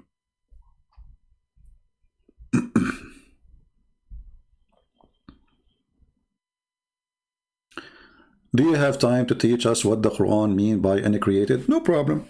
Let us make a question to the Muslims. Hey Muslims, what do you Muslims mean when you say the Quran is not created? As you see, there's somebody here is interested to know what you Muslims mean when you say the Quran is not created. Let us put your question for you on the screen. Thank you for the question. See, now we are done with the topic, and those who want to download the video, please feel free to cut that part where, you know, we speak about Allah, who is Allah, etc. And now let us go here. And this is the question for Muslims. You see, the second you ask such a question to the Muslims, Muslims are so good to ask them questions like, can we eat ice cream? Is it halal? Those are, everybody volunteer to answer them. Is curry halal made by the Hindus? Brother? What? Is the Hindu curry, brother, the curry made by the Hindu is halal? Like, what? It's a curry.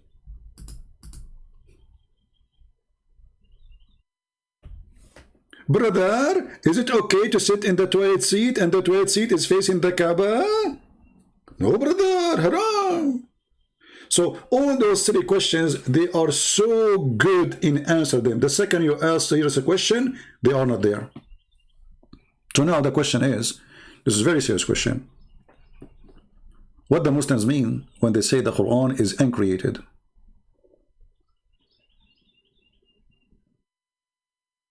Any Muslim can tell us? Because by saying that the Quran is uncreated, now we have Allah, according to Muslims, is not created, right? What make Allah divine according to Muslims? Because He is not created. That's wonderful. Quran is not created, not even by Allah. So it's created by who? Never been created. So we have to divine.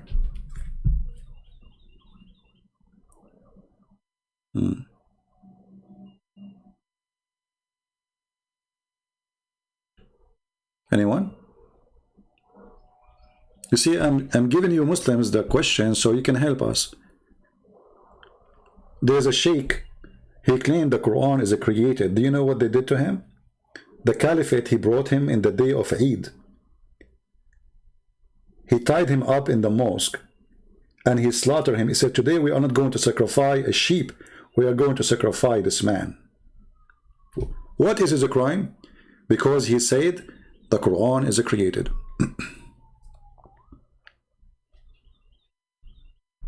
So if the Quran is not created,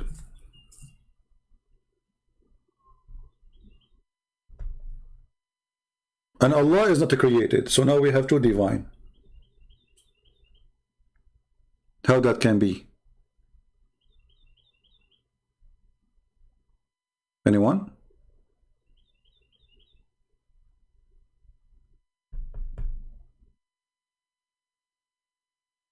Do we have any Indonesian Ustad? There was, I missed this guy. Too bad he died. The guy who promised me 5 BMW. I wish he did not die, because I wanted to save his soul. This poor man, he will go to hell following Muhammad. He promised me 5 BMW. CP. What's his name? What's his name? I forgot his name. What's his name? Ustaz what? Insane? Insane. Yeah, Ustaz Insane.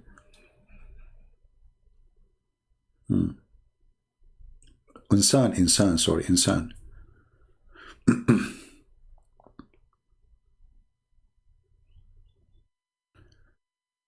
I'm getting pal talk. We can set up a talk, no problem. Are you a Muslim, Mr.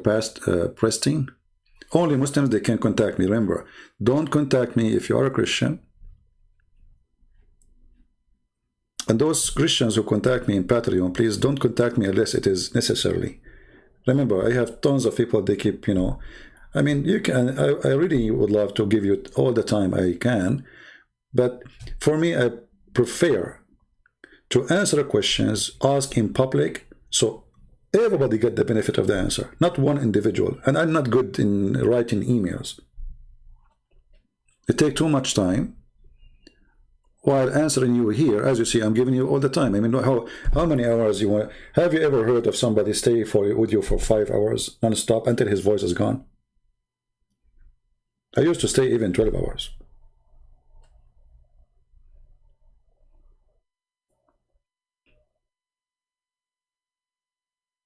Any Muslim?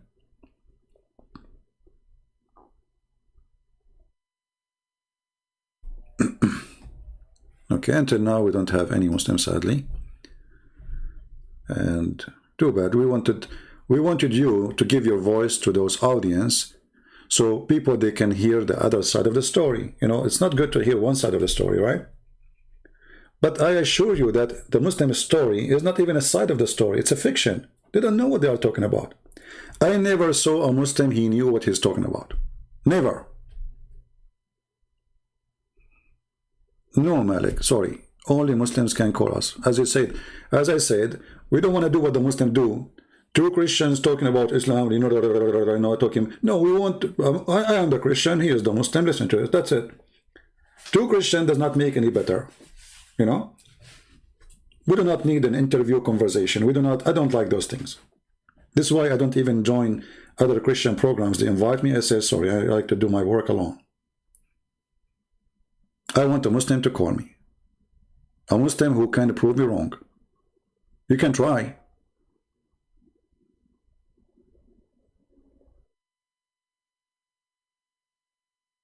I welcome you to try.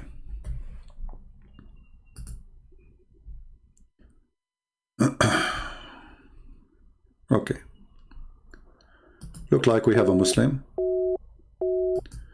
My friend, I tried to call you. It says you are not online. I don't know why. The one you call yourself Kelly.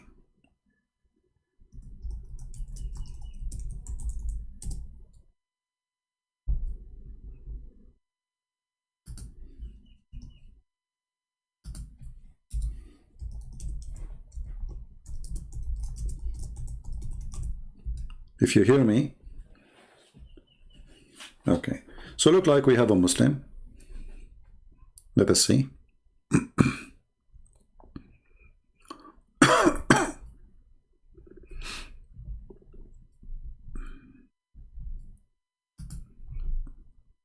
Invite your friends. We have a Muslim who want to join us. I hope he is knowledgeable. And he said he want to speak like with respect, so that's wonderful.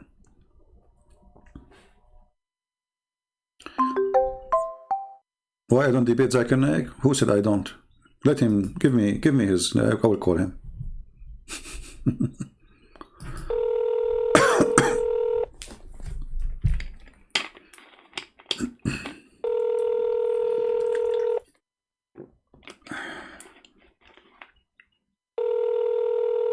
Answer, my friend, answer me.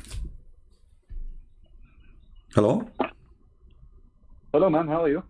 I'm fine. Who is talking to us? Just 1 second. Bear with me. I'm trying to set up my my things around here. All right.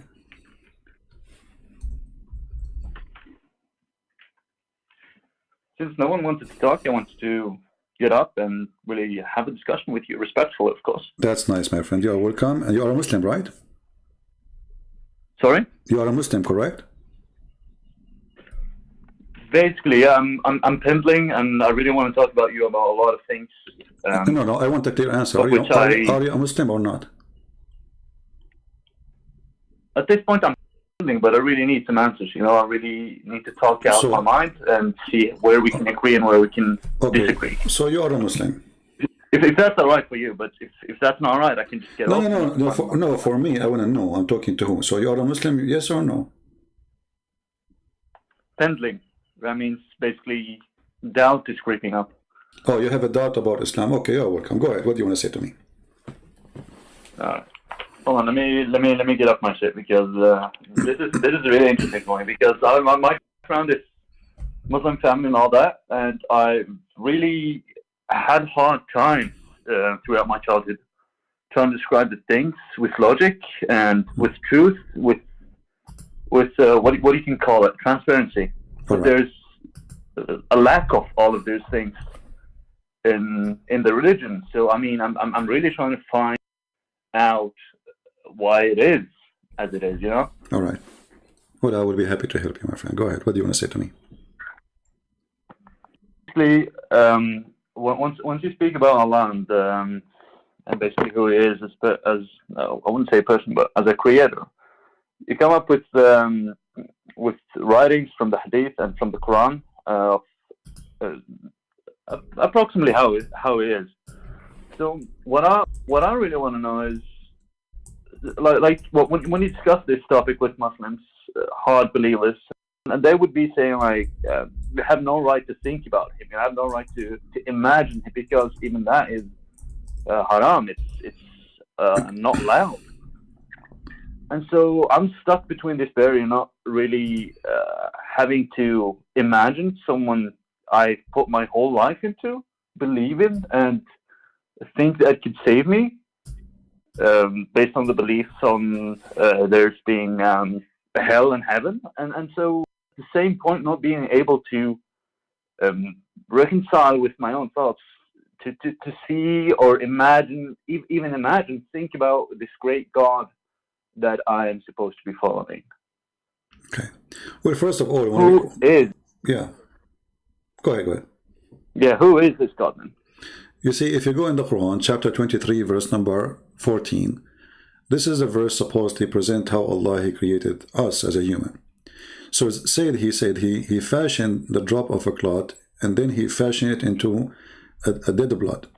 Here you see right away that this God who claimed to be God, the creator, He don't even know how the baby is created, because, you know, stating that we are sperm who become a dead blood, and then that dead blood became a baby, is stupid. Secondly, in the verse there, depending on the translation, you will see it says, فَتَبَارَكَ اللَّهُ أَحْسَنُ الْخَالِقِينَ. Allah is the best of the creators. So every translation is different. Some, they give correct translation. They say the best of the creators. Some, they say the best to create. But even if they say the best of to create, because if He is the best to create, that means there's other creators, but His creation is best, right? And if Allah is the only creator, and this is the only idea of worshipping Allah, that because He is the creator, so how Allah can be the best of the creators? So Muhammad at that time, he was arguing with those people who believe in other gods, and obviously Muhammad, he believed in them too, but he is saying my God is better than your God, so let us worship high God, not the lower one, because he is the best of the creators. So Muhammad, through stages in his life, he was trying to create a religion. He don't have one really. He is following what the pagan Arab they do before him. Their God name is Allah. That's what the Quran says. The Arab, they are called mushrikeen because they associate with this Allah other gods. And by Muhammad saying that Allah is the best of the creators, he accepts that they are gods and he is God. But Allah is the best of the gods who create. So obviously Islam is a pagan cult. It's a collection of religion and somebody trying to establish a religion. He don't have one. That's why Muhammad, Muhammad is confused about what to take and what not to take. So in the beginning, he stopped going and praying toward the Kaaba. I think you know that, correct? Do you agree? Yeah.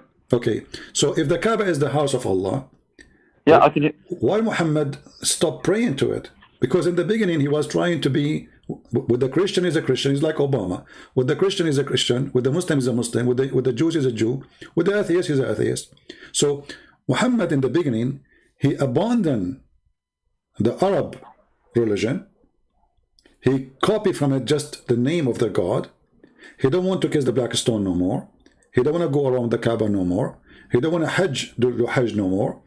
And then suddenly, when he gave up with the Christians and the Jews, that they will not believe in him anyway, he decided to switch his religion and go back to follow the God of the Kaaba and to make the Kaaba a station of worship. And actually even the hadith report that the one who made him change the direction of the Kaaba is not Allah, it is Umar ibn al-Khattab. This is why the hadith says that my Lord agreed with me, my Lord agreed with me in 3 things. Some they say 10 things, some they say 5. So one of them is the hijab, one of them is the Kaaba, one of them is divorcing Muhammad's wives. And the hadith says that Allah, he sent the verses as I mentioned, as I said. So the verses revealed by Allah is as I said.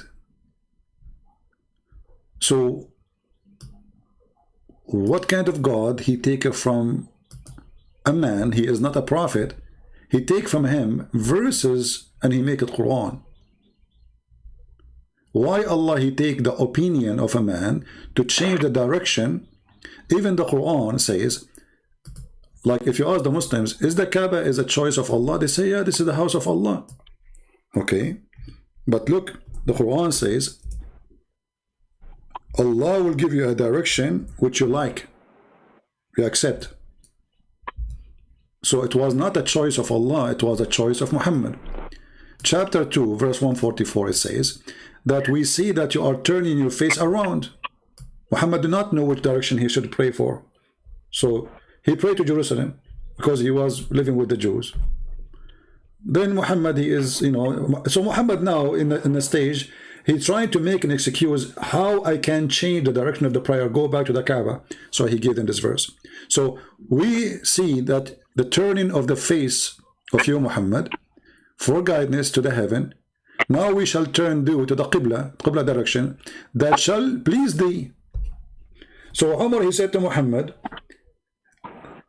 let us change to the direction of the Kaaba. Muhammad, he liked the idea. Muhammad, he made a verse, says, Allah told me to change the direction, and now we pray to the direction of the Kaaba. As you see.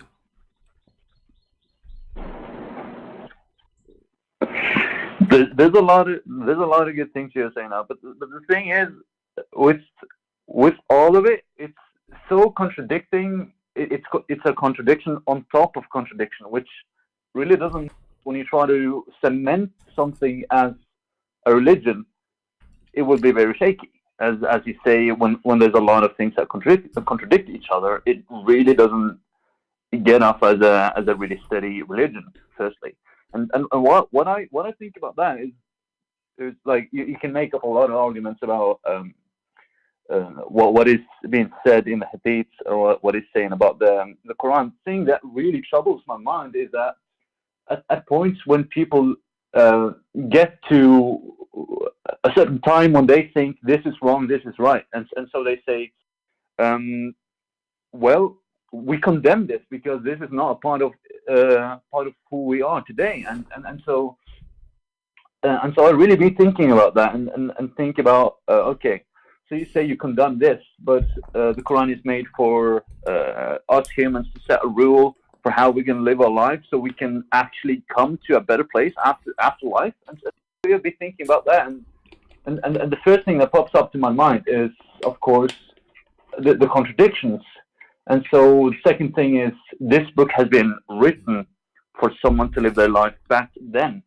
And how do we know that, that based on what you said previously, that he rather don't want it to be written because he talks too much, and when he talks too much, it becomes a huge contradiction. You see, it's not when you get what I'm saying? When you say that it was written for people to live at that time. No, even that is not true. Let me tell you why. I will give you an example. If Muhammad, he made an order that God he gave him, and that fit for that time, should Muhammad change the order after 2 weeks or 2 days? He claimed it's coming from God. So if it is fit for that time, then Muhammad should not, and the Muslim should not have seen something called abrogation of the Quran. So as an example, chapter 2 verse 178, "O who you believe in the law of equality is prescribed for you in the case of murder, free for the free, slave for the slave, women for the women."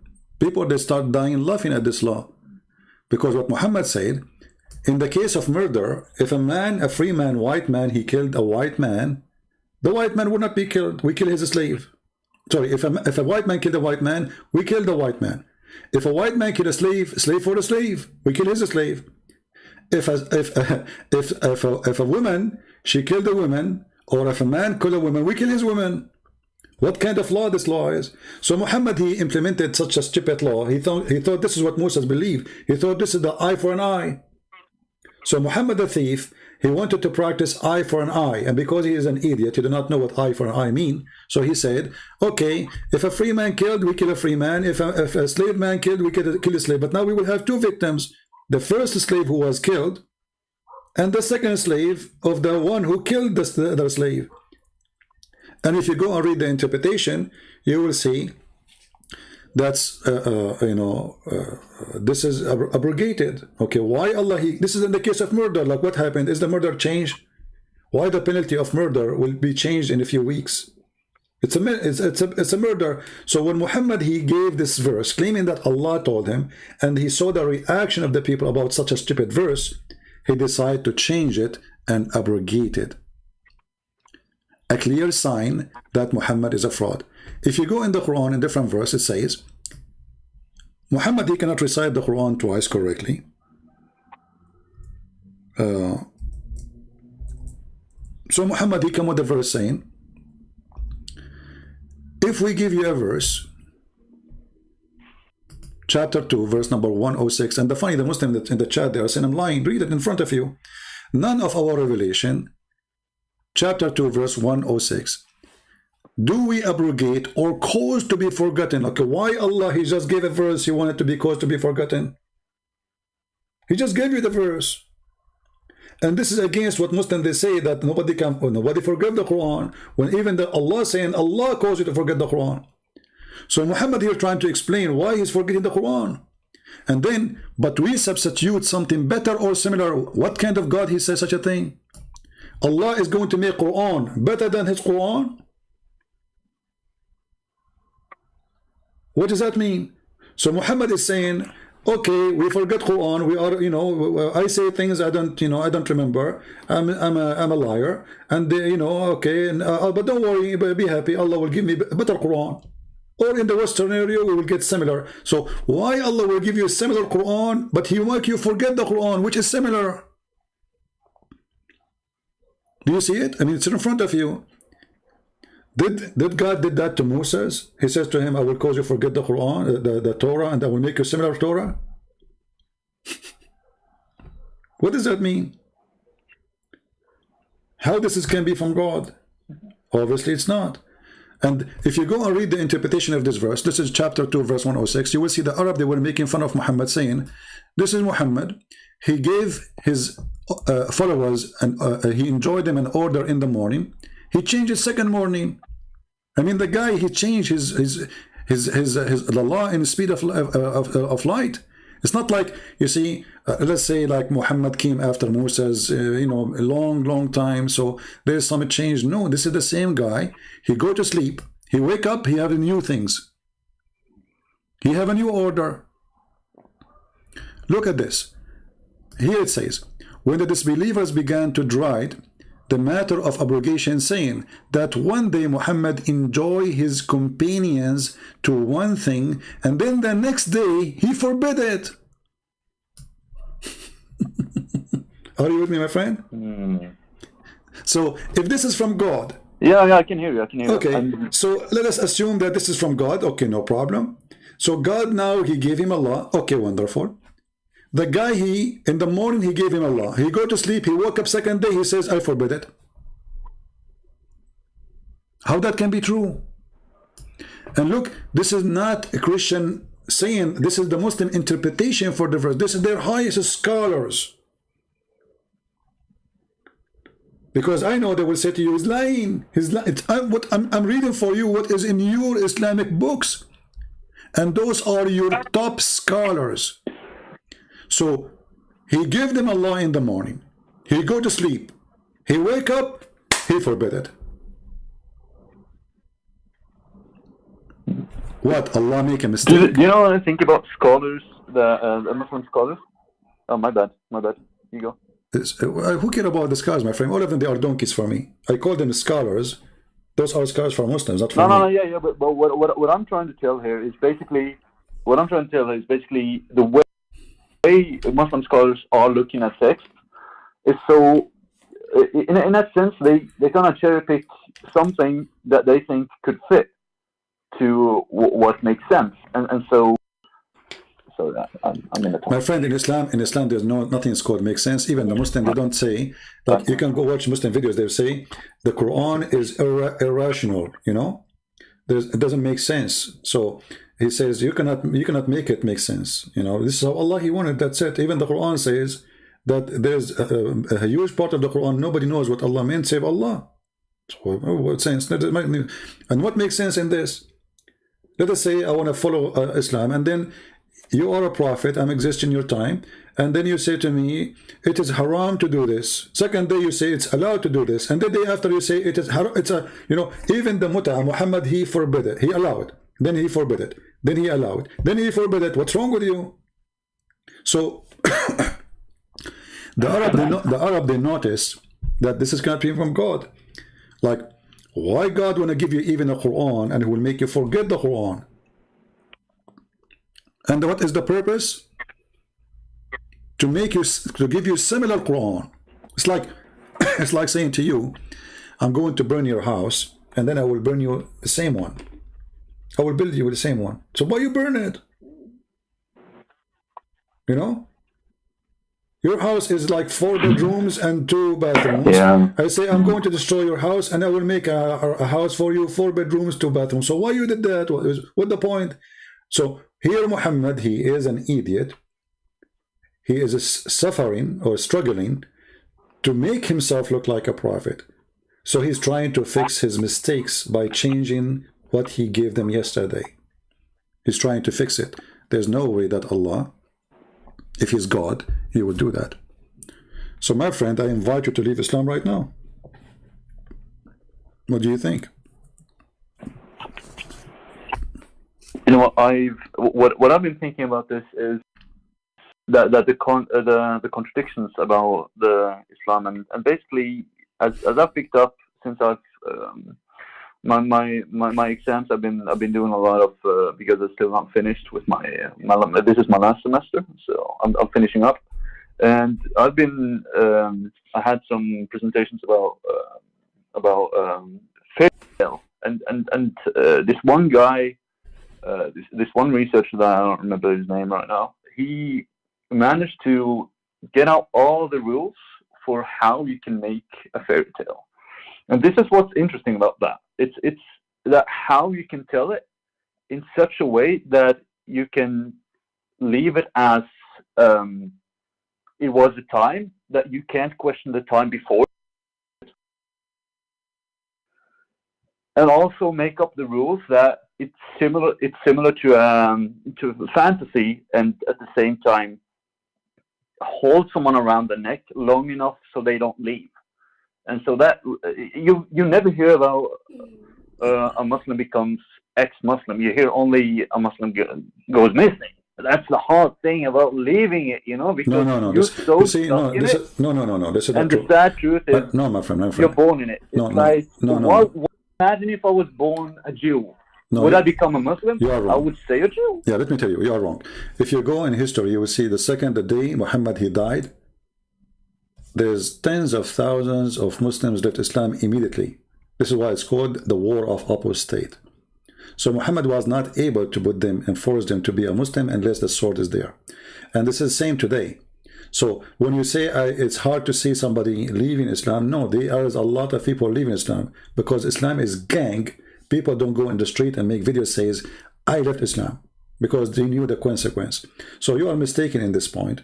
And people are leaving, and there's a lot of people questioning, and they are out of Islam already.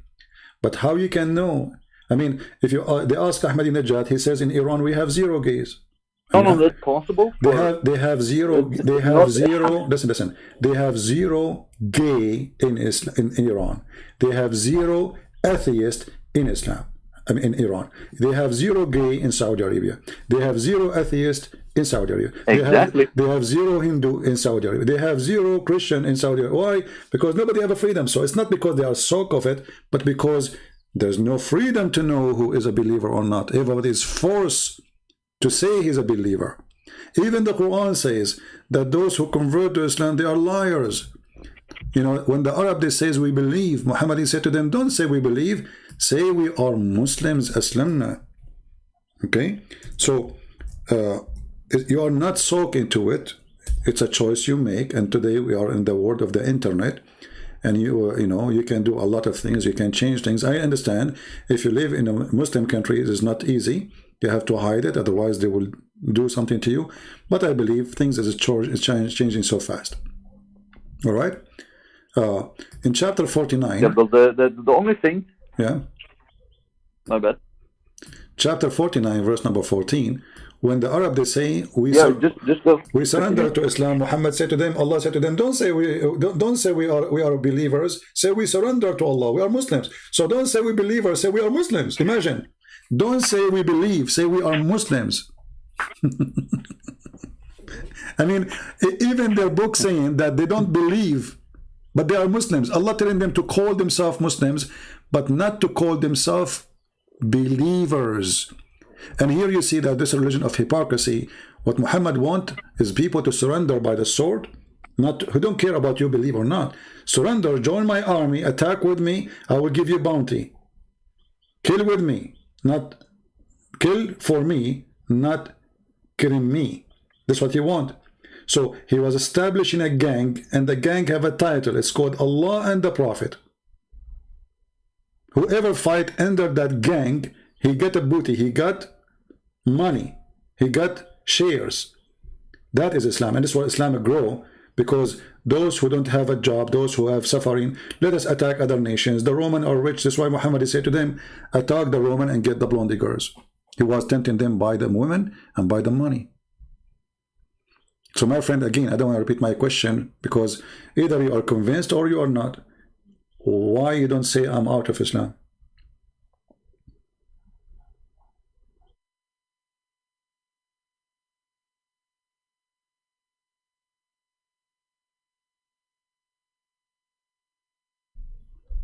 Are you with me?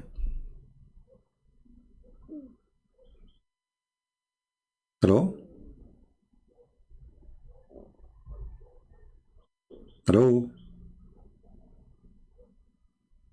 Okay, well, maybe we lost him. Maybe he don't want to say, I don't know. Maybe he's scared to say I'm out of Islam. This is your business. I don't want to force you to say it in public.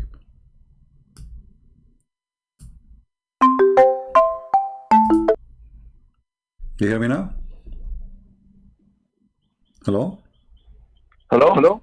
Yes. Okay. I lost you for some reason. So, Yeah, so the my last- friend, why sorry, why my you bad, don't the say I am out of Islam? I mean, after all of this, do you still really want to say I'm a Muslim?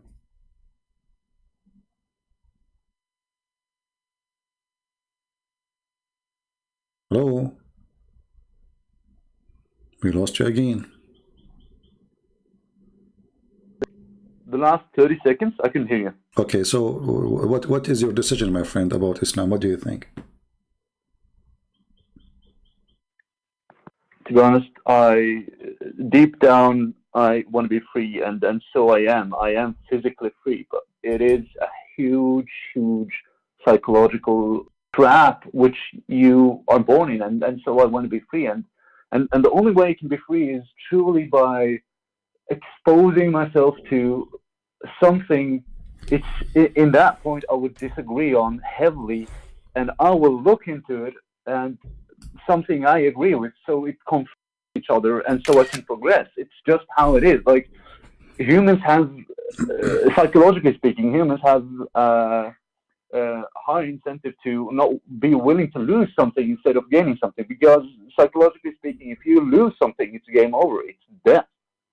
And No, so see, I don't know how you think, but I don't think I'm losing anything, because simply it's a belief, and if this belief, I'm not talking about. Yeah, if the belief is stupid, I'm not losing a I'm stupid. talking about my freedom. I know. No, you are not. Not my freedom. You are not losing your freedom if you leave Islam. You are gaining your freedom, because Islam makes you, even to go to the bathroom, there's rules. Even to the way you eat, there's rules. Exactly. So when you leave Islam, you are gaining freedom. Exactly. You are not losing freedom. Islam control you. Islam is a controlling cult, and Muhammad, he created tons of controlling rules. So you will not be busy thinking. It's what I'd say too. It's what I'd say too. Yeah. So again, I'm going to ask you, why you don't say I'm out of Islam? I'm not going to repeat this question again.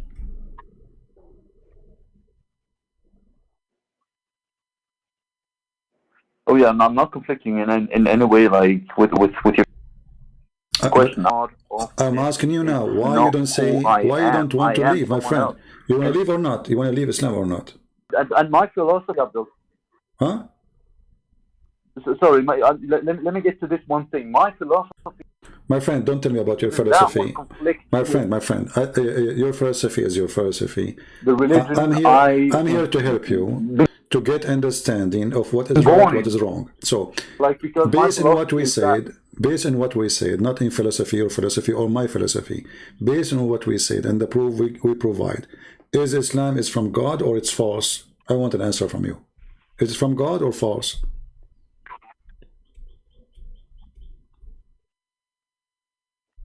From what you've been providing, I wouldn't really necessarily go out and say, "Hey, God is real." This is not the question. Is Islam Islam from? From your point, I wouldn't say God is real. And again, here's the thing. Okay, my friend, you are wasting my time. Sorry. No. You see, I don't want to hear talk about philosophy. You don't want to say, no problem. Just keep it, in your pocket. Say what you want to say. Because obviously, you are scared to say, well, this is garbage. You agree with me, but you don't want to say it. We got the answer already. Do we have any Muslim would like to call us? Do we have any Muhammadan would like to call us?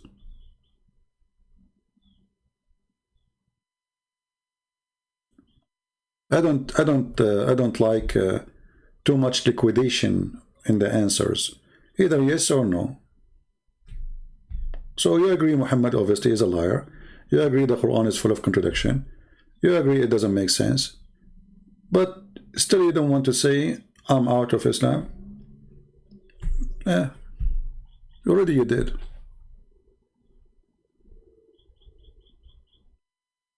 Do we have any Muhammadan would like to come and call us? We have a Muslim question here. I'm going to answer it.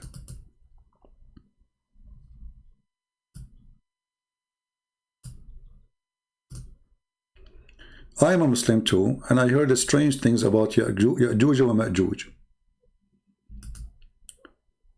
That there are billions of people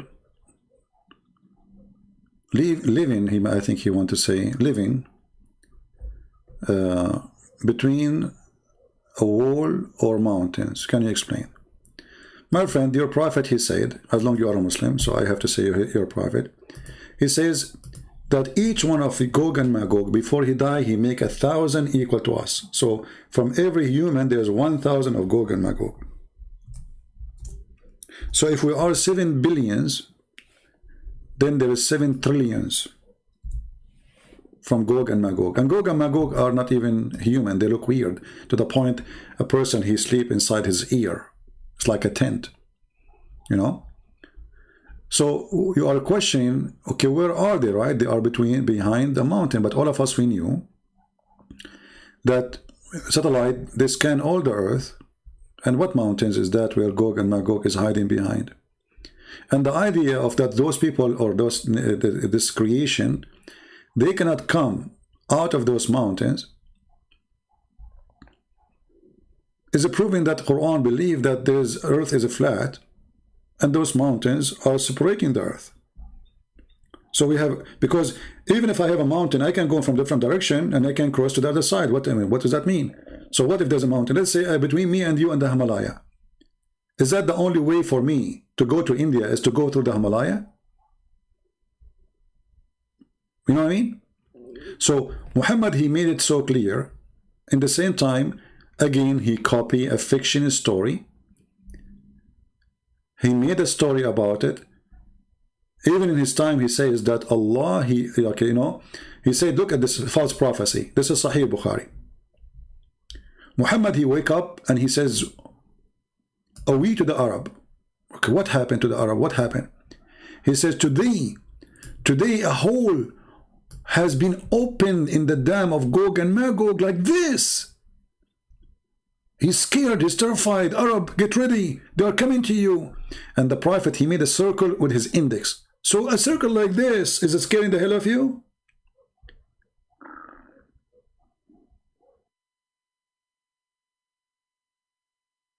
Do you see it? So Muhammad, he made a prophecy that the Gog and Magog, they are coming in his time. And this is a sign of Judgment Day. And where are they? Another stupid fiction story.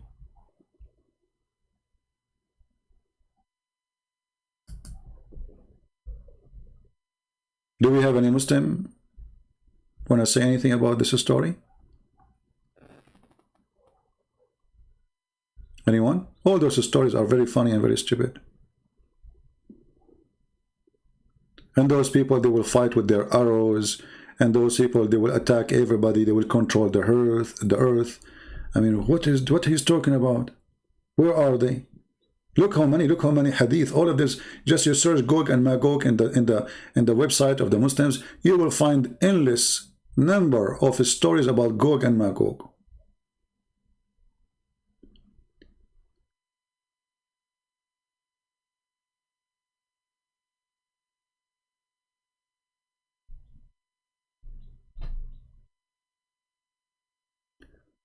Well, he is scared for his life. No problem, my friend. I don't want you to say something will hurt him. But I understand he left Islam. Actually, he's a very nice guy. I'm not against him. But for me, you know, I have things to do. Here we go. Actually, he said I am out of it already. Yeah, the person is very nice. I mean, I'm not against him. But you know, for me, I like to see the result of the fruits of my work. Either I was be able to help him or not. I'm not going to show what his name in Paltalk, but this is what he said to me. Thanks for what you provide, whatever. I am out. I was about to briefly sum up. All right. So thank you very much for your answer. You want to call me again to say loud, clear, I am out of Islam so people hear you? Feel free. This is what I wanted to hear from you, you know. So he's out of Islam. I'm happy for him. Yeah. Here you will see, look, Muhammad, he said here, in this hadith. He's talking about Gog and Magog.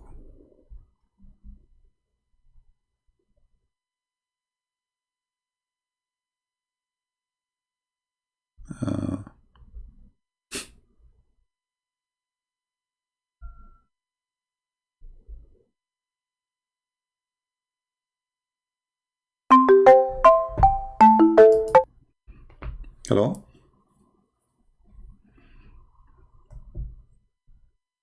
Hello? I am out of Islam. Like, it's nothing that can take up more of my time or my mind capacity. I'm out of it. All right, that's wonderful, my friend. I want to hear from you because I don't want to waste your time and my time. You know, I understand the way. No, thank you so much, man. Yeah, you know, I'm grateful for the opportunity that you've granted me this knowledge. Thank you so much. I'm here to serve everybody, my friend. I'm not really, I'm not here to put you down or even not to speak to you. But in the same time, we have to come to a conclusion as adult. And the conclusion, obviously, you agree with me, Islam is false. So I was wondering why you want to say it. So now I'm not supporting that. Yeah. So you agree that Islam is false, and that's wonderful. Now let me ask you then, what do you think about Christianity as long as you agree Islam is false? I think more about my philosophy, actually, about coming to what I was about to sum up is coming to this world. How I see is just as a wave, and what I can do in the ocean as a wave before I get back into the ocean, become a part of everything. What is the wave? What the word wave mean? It's an example. It's how I look to see it. I understand, but when we use an example, we should understand the example. So what the word wave mean? A wave, it's like basically a part of an ocean. It comes up and goes down. It's briefly an explanation of the ocean and the wave is not really what you're saying. The wave is a reaction of an action. So you throw a rock on the water, and that rock push its size and its weight inside the water, and that cause a force to cause a wave. So if you are just a wave or a wind, if you are just a wave, which is reflection of an action, then you don't want to be the action yourself. Why you don't be the rock itself who can make waves? So if I am you, I say to myself, I'm not going to be the wave. I'm going to be the one who make waves. So I'm going to make a wave between the Muslims, and wave of Muslims will leave Islam because Islam is a cult. So there's a huge difference for us to be someone who is reflected, or let us say we are a reaction of an action of somebody, or we are the action. Which one is the one is more active, the action or the reaction? So in the law of physics, reaction is, let us say, it's a victim of the action. It's not really the one who is doing things. So if I am you, I will change the way I see myself in the philosophy way, as long as you like philosophy, and then I will choose to be the rock who, if it jump in the water, I will cause the water to make waves, and my wave will go to the end of the other side of the world. So if I am you, I choose to be a wave creator, generator.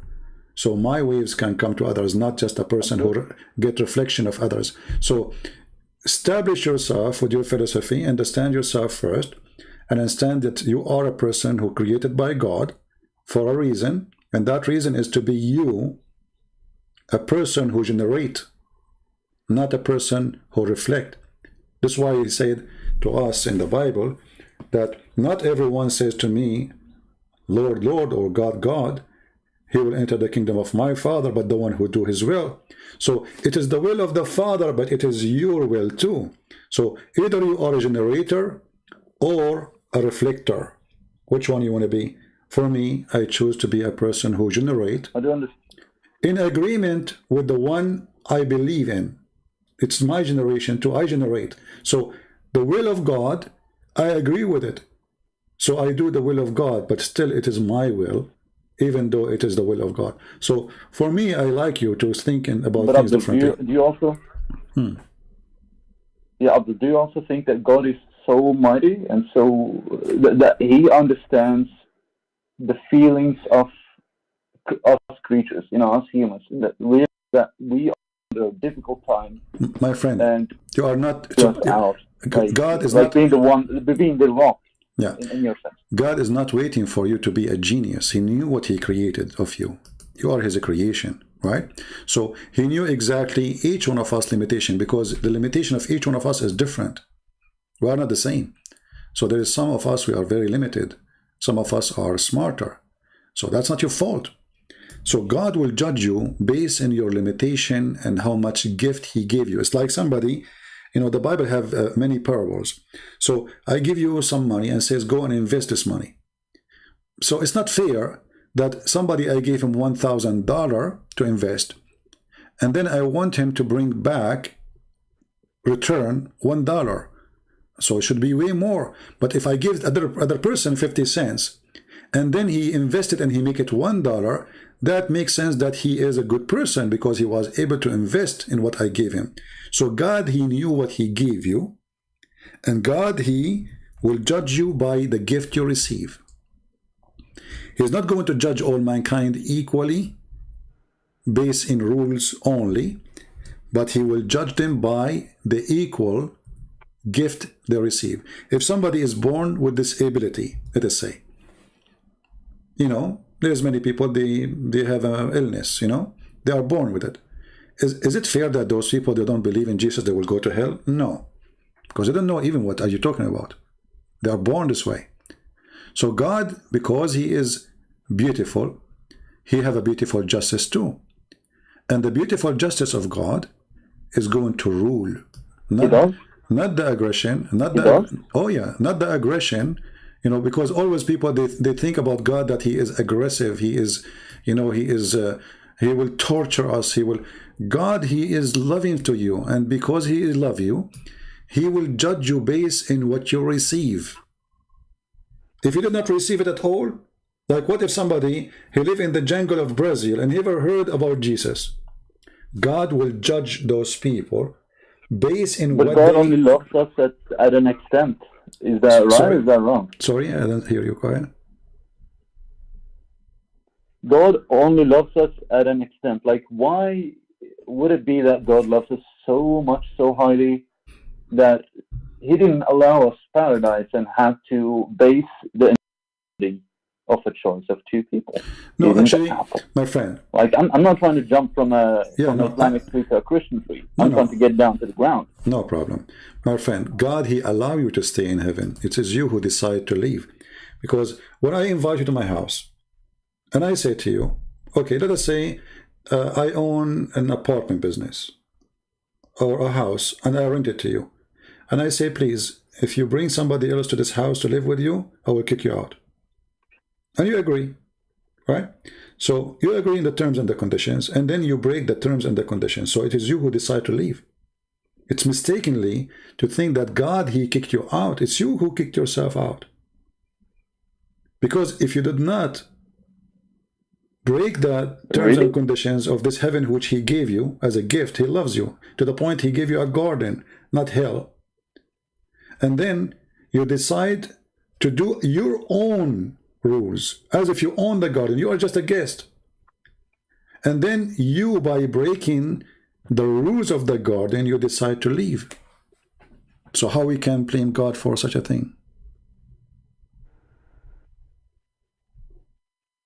Well, the thing I think about is like grandparents that once had rented an apartment, and this landlord, the God, kicked them out, and so I was born in the streets, and so that really doesn't reconcile with me really good.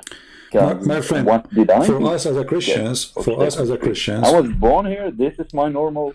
No problem. You see, you can make even your earth a paradise if you want. The Bible says, live, be holy like your Father. So the place is not the problem. It is us who is the problem. You see, Adam was in heaven. It's not the place was the problem. It was him, the problem. So if we want to make the problem is the location, we are just trying to divert our responsibility for what we do. It's like when Zakir Naik says, well, if women, she wear nice a short skirt, well, men, they will rape her. What do you expect? So he's making it responsibility of the women who she's the victim, not the man to control himself. So either we say we don't want to be responsible for being a human, and we want to live like animals, and then we will not be responsible for anything. You know, a cat, she do what cat do. A dog, he do what dogs do. Correct? So a human should do what a human do.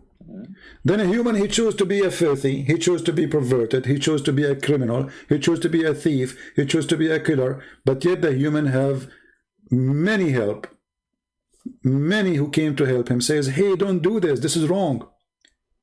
Even inside your God, he created you with some dignity to feel that this is evil, yet still you do the evil. So if we want to blame God for my evil, that is not fair. For it's not God who told you to be evil, it is you. But always you justify it saying, oh God, he created me. Oh God, he made me. So I'm being what he told me to be. No, you are not. It's just a way to take off, to take away your responsibility. So based on based on that statement, would you say I'm closer to God than you are? You being in, I don't know what is my friend. I do not know who is inside you. I don't know how close you are to God. I don't know. This is between you and God. You see, in Christianity, we believe that God is a relationship with the person, not religion. So for me, I believe that I am close to God when I do his will. I am not when I'm not. Very simple. So the will of God is to believe in the Messiah who came to save me. If I reject his saving offer to me, I'm rejecting God anyway, and then I believe I'm far away from God. So for you to be closer to God than me, first of all, you need to be a person who believes in such a God, and you believe that you are going to be in a personal relationship with him. And that's why I'm saying to you, what do you think about Christ? So if you want to be close to God, you have to be close to God, to God himself, and that is a Christ for me. Maybe you don't believe in Christ, maybe you will not believe, this is your business. But in my opinion, I believe to be close to God is to serve him by serving the people. Jesus, he washed the feet of his disciples. When the disciples, they said to him, Master, Lord, what are you doing? Now, we are the one who should wash your feet. He said, if you don't do it, you don't belong to me. I don't know you. So in Christianity, you want to be in heaven? You can be in heaven even if you are on earth. By being a servant, for that make you a master. As long as you like philosophy, how deep we can go more than this. To be a master, you have to be a servant. Why? Because Jesus, he wants you to earn your rank as a master by love, not by authority. You know what I mean? And there's a lot. My thing is there's a lot of ways to earn a closer relationship with spirituality or the divine, as in whatever shape or form you want to conclude that is. I think that the way I can get closer to divine, or actually being a part of everything, is not to disturb everything, be a part of everything. It's like it damages me so much to think that there is a virus, corona, and it adapts, it mutates to actually live longer in the host.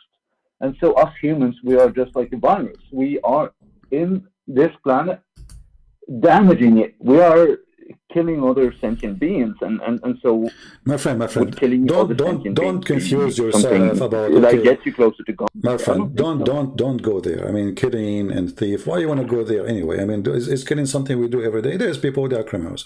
So let us make it simple. I just say to you that Jesus wants you. But let me ask you a question before we continue. Abdul, one quick question before we continue. I'm not Abdul. All right. What do you eat? What do you eat? What I eat? Do you eat meat? Yeah, I eat meat. Yeah, do you eat meat? Yeah. Do you eat something that had a life before? I do. Do you consider that as, if you cut that out, you'd be closer to God? So you are trying, like, maybe you are copying from some philosophy that about eating vegetation, right? So is eating vegetation will not make you eating something have life? Isn't it vegetation have life too? So your philosophy here, life, but it doesn't feel. My friend, obviously you can sit it out. No, your thinking is very shallow. I want you to go right now and search how you can grow tomato, how you can grow tomato so crazy. How? They put a fish under the root of the tomato. Okay, but tomato is a tomato. The tomato is eating fish. So you think you're a vegetation person, you are eating vegetables, but the fact that the vegetables you are eating is eating fish. And you think you are a vegetarian, and now you are not harming anyone. That is a joke, my friend. People need to think deeply, and we are very shallow. No. This is vegetation. Being a vegetarian is not you not harming. You are harming everyone. If this is what the harm means for you, all what you do is eating others. You are eating others. You are minimizing harm. Anyway, my friend, we don't want to go like in a circle talk. I mean, there's no point of this, my friend. There's no point. But the idea of not to eat animals because that harm and suffering to no. Sorry, I have to let you go. I don't want to go there. I mean, this is really far away from my topic. But I understand how people, they like super spirituality and this crazy stuff. I eat plant because I don't want to eat harm animals. That is fake. You're faking things. For everything, eat everything. Remember carefully, this we saying that you everything, eat everything. You die, they bury you in the ground, insect, they eat you. The insect, they die, or your flesh became a protein to the trees. Trees, they eat like you. And they eat flesh like us. The trees themselves, they are not vegetarian.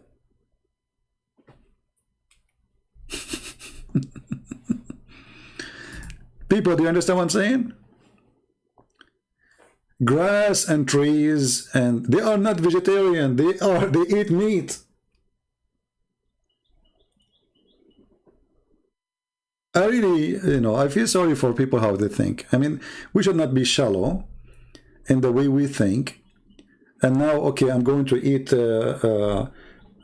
vegetation because that will not make me kill a fish, right?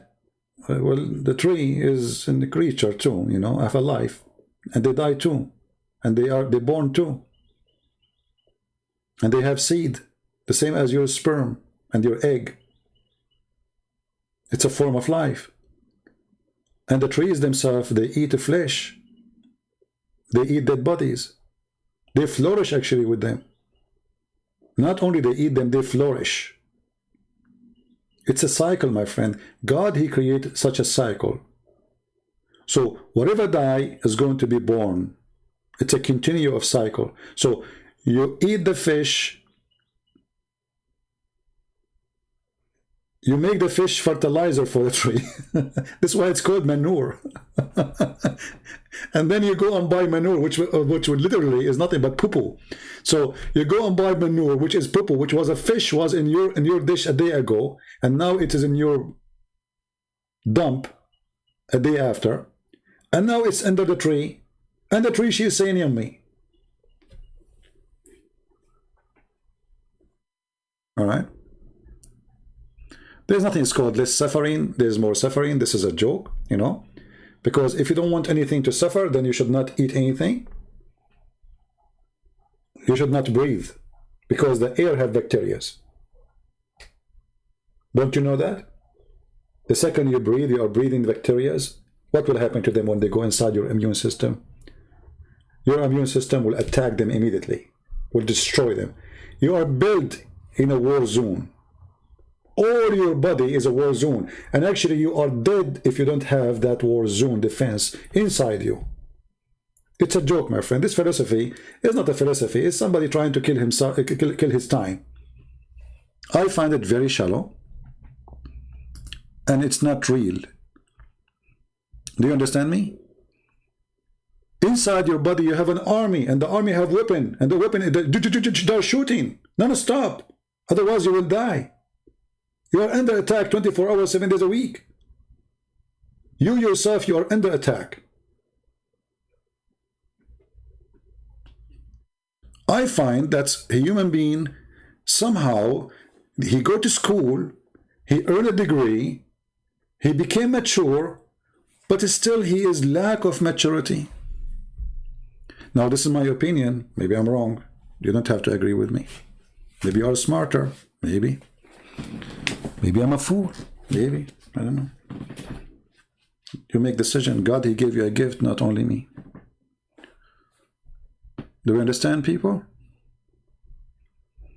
I don't know who like what I say or don't like. This is your business, you know. But to say that I'm going to eat vegetarian, you know, I can understand if you say it's more healthy, but I don't think so. I mean, you should have a balance in your food. If you eat only veggie, it's not going to be enough for you. You have to get more supplement to cover what is missing. Everything exists for a reason. Too much salt can kill you. No salt kill you. Too much water can drown you. No water, you die. Too much air, you die. No air, you suffocate.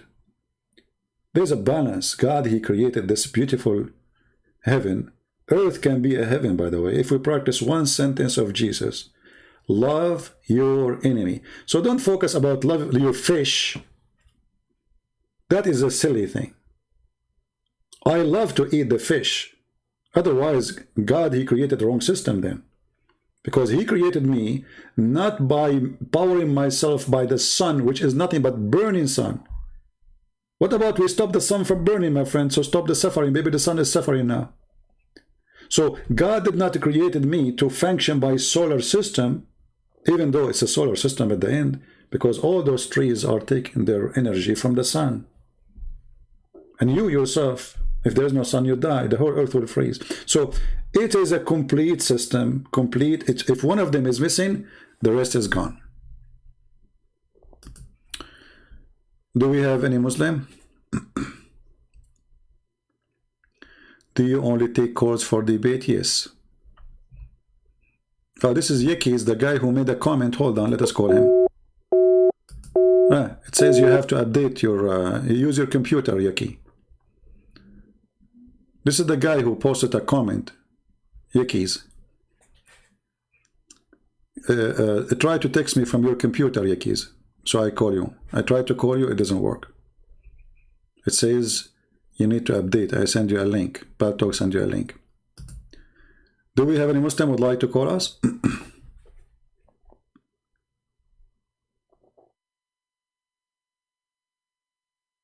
Anyone? I'm using Paltalk.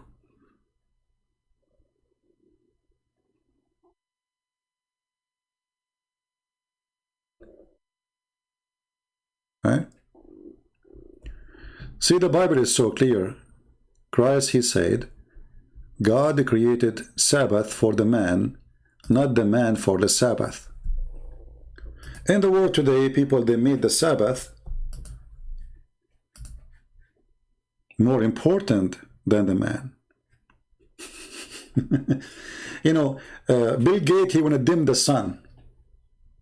The owner of Apple, he have different idea. Joe Biden, he have different ideas, but all of them, they are just lying to each other. Because one volcano is more than all the cars in this earth. And the one who controls it at the end of the day is God, not you. What they do is a joke. It's not real. It's far from reality. And they try to fool you with those conferences.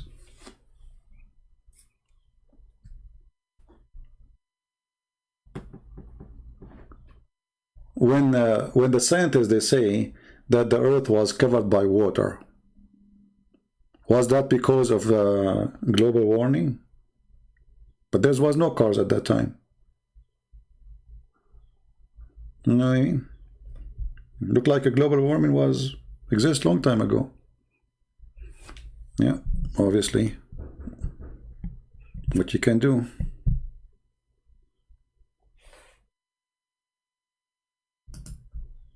Right?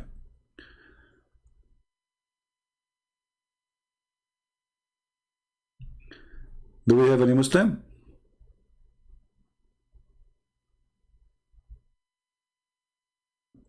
Any Muslim would like to call us?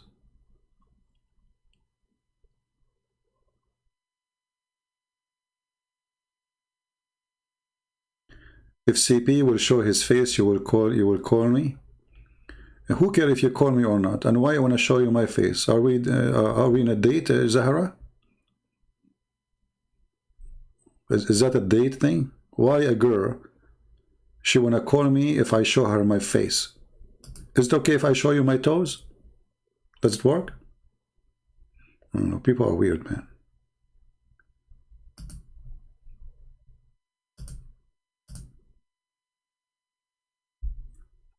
You call Allah every day, 5 times a day. You never saw his face. You never even your prophet, he never heard his fart. But you keep calling him. And guess what? He never answer. You know, do you remember when Muhammad, he says, the Muslims, they say that Allah, he took Muhammad to heaven?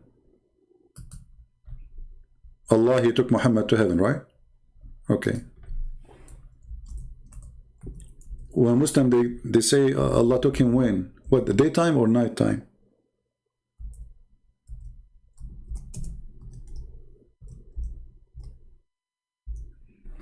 What night? What time? Is it night or daytime, Muslims? You will say at night time. But isn't it Muhammad, he says Allah, he come down every night in the 3rd part of the night? So Muhammad, he went to the heaven to meet Allah. But Allah is down.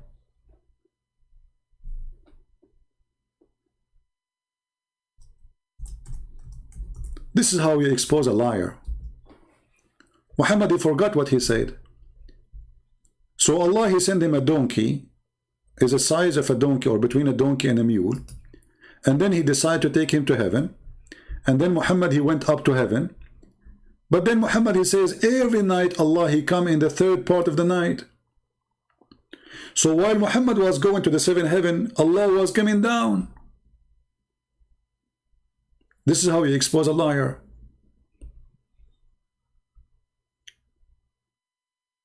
So Muslims, is this story is true? That Muhammad, he went to heaven? While Muhammad, he says, Allah, he come down every 3rd part of the night.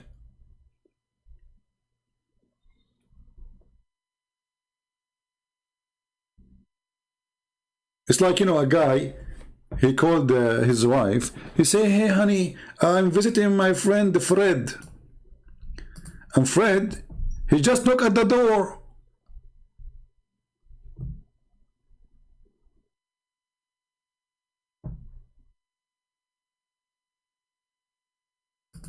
Hey, Fred is here. What are you talking about? Are you visiting Fred, huh?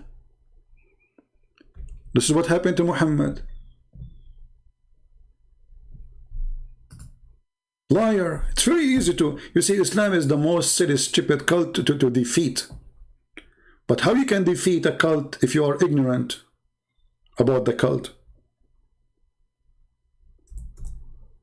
You cannot. And how the Christian, they can fight such a cult if their priests are ignorant and liars? Like the priests we see, some of them, they saying that the Muslims worship the same God.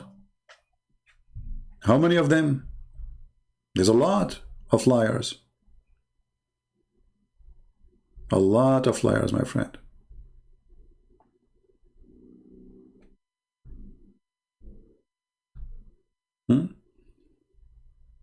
This is Islam.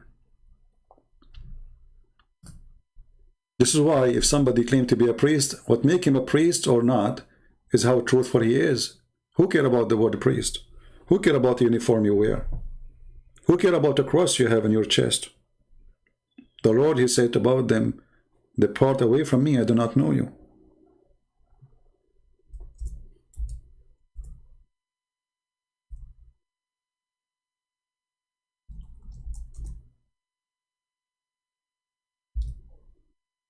I do not know you.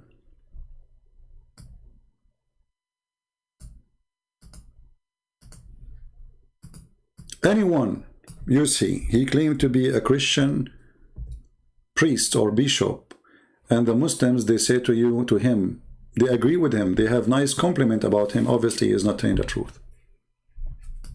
This is why they are giving him compliment, because he's a liar. To know who I am, look who condemned me.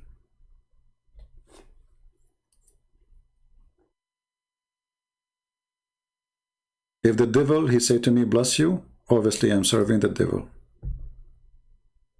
So if Muhammad said to me, bless you, Christian prince, obviously I'm serving Muhammad. From their fruits, you shall know them. We care for Muslims. We don't hate them. We encourage people to be good to them. But that is different from not telling the truth about Islam. Telling the truth about religion is different from being good to people. So we should be good to everyone, including the Muslims, Hindus, atheists, everybody. We should be loving to everybody, as the Bible says. But loving to everybody doesn't mean we are loving the teaching of evil. So when a false priest, he come to you and he say things which is absolutely false, he is preaching not the gospel. He is preaching for Shaitan.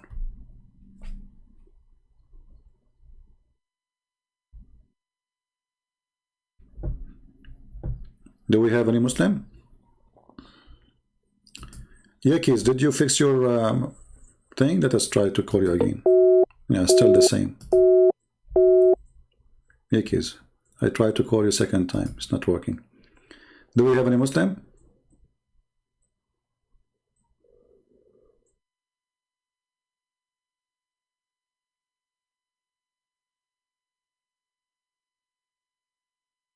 Zahra is saying, stop lying. Zahra, do you know that your prophet, he says, women, they will go to hell, and you have half a brain, and because you have menstruation, you will go to hell?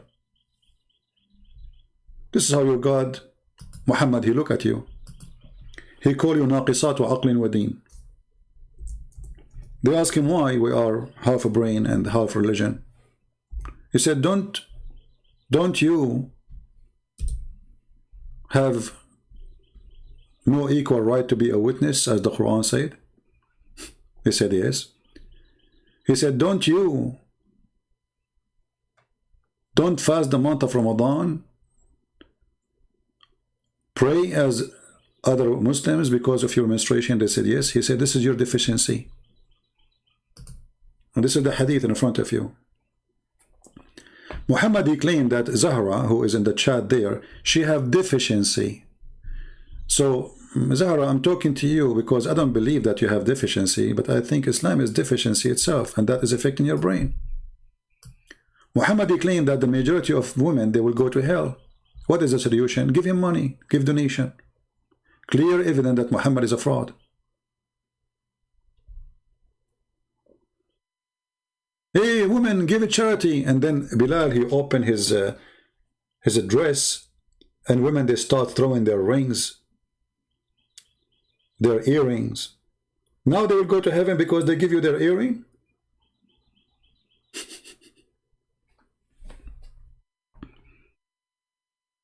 You are Shia? Who cares if you were Shia or not? Qur'an says that you are half a brain. Was Allah Shia too? Have you ever heard of somebody saying that women, they have deficiency in their brain? And how is that a proof? How we prove it? Because she is not equal to be a witness in the court. Two women equal to one man if they agree with the women. If there's no man, this is a man-made religion. I remember once a lady,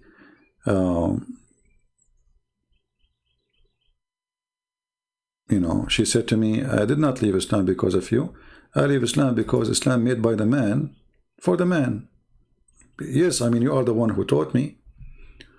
Let us see this guy. Yaki is still not working. You are using a storing software, obviously. That's why it's not working. I don't care. Anyway, forget about her. So anyway, do we have any Muslim want to say anything before we go?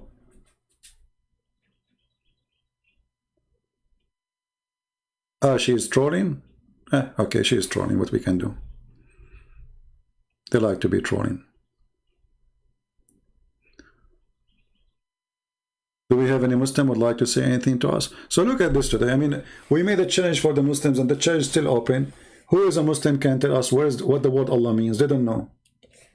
They have tons of articles. Everyone is guessing. Allah is diverted from the word ilah. So how you make it a name then? Who told you to make it a name? How it become a name?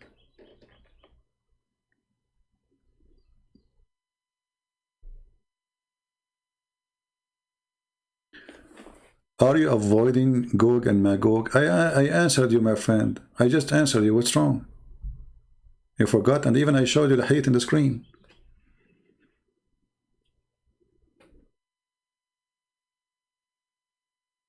What I want to say to you more, I mean, it's obvious that Muhammad is a fraud. 1,000 of a human being, one person of a human being, equal to him 1,000 of Gog and Magog. So what I will say to you more? What do we want me? What I need to do more?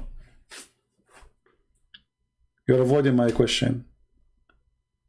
I'm not. Obviously, it's a lie. And they are hiding behind a mountain. Where is that? I mean, they have satellites scanning all the earth. You can go right now to Google Earth. You can put an address of somebody. You will find it in 2 seconds.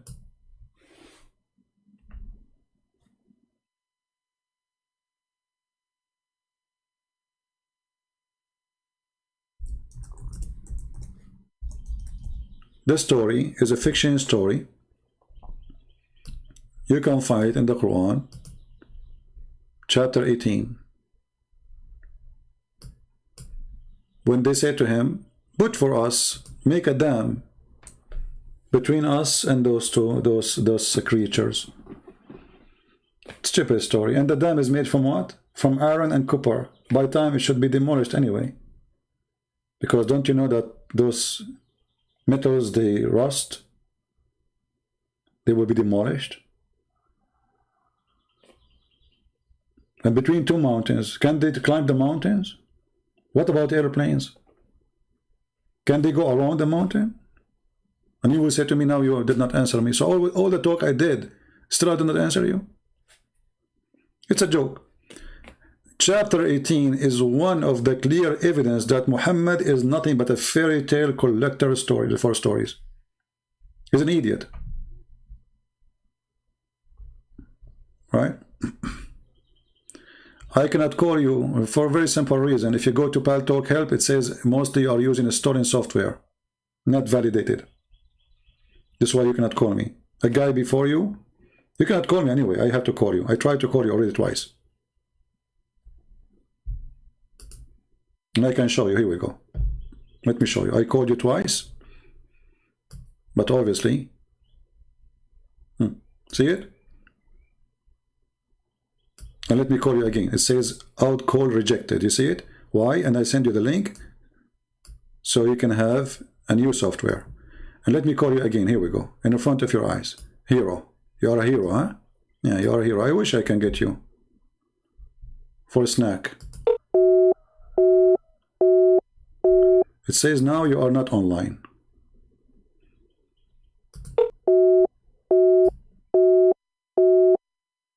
You see it? So stop playing hero.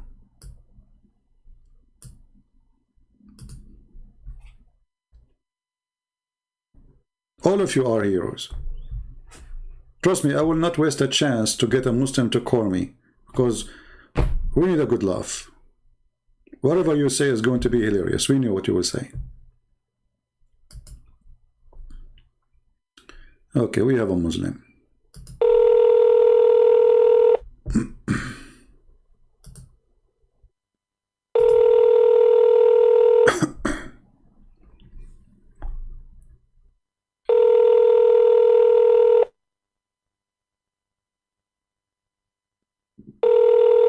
Answer, my friend, answer.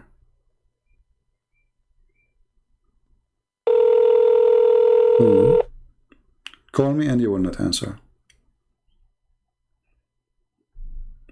Hello?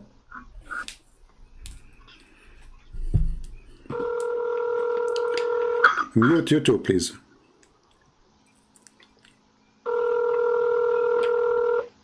Mute YouTube. Answer, my friend, answer. Can you mute YouTube? And you will not answer. I have a delay, you know. Mute YouTube. Mute YouTube, please.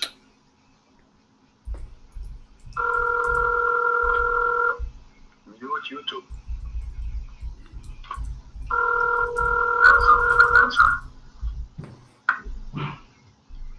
Can you mute YouTube? Oh boy. I will call you again. I will give you a minute to hear me.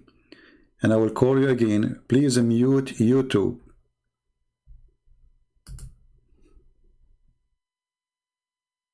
All right? I will call you after a minute. No, Yakis, I want you to call me.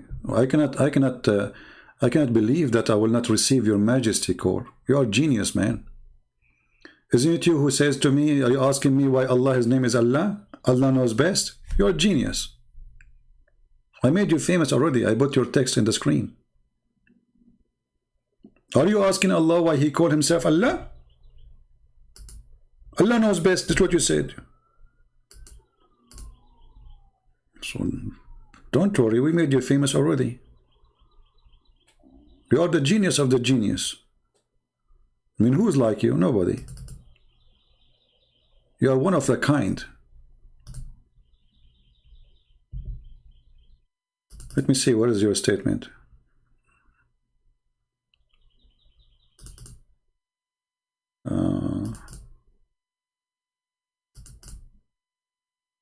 Here we go. This is Yaki. Just to show you what we are missing. The Arabian prophet, yes, and the answer, Allah knows what Allah means. This is the guy who wanna debate me. And then he says, I'm not dumb like Christians past to question God, how he looks or what his name mean. This is dumb, guys, to ask what the name of this God we worship, what his name mean. It's dumb. You're being dumb. That's what he said to us. Genius. So already you debated me, my friend, and you won, obviously. I mean, you are a genius, man. I hope your mom, she don't have too many of you. And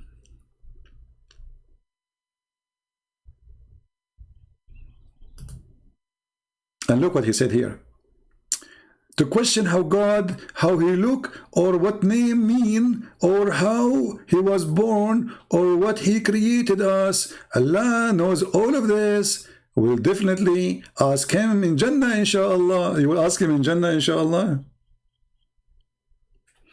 Gog and Magog in my Bible.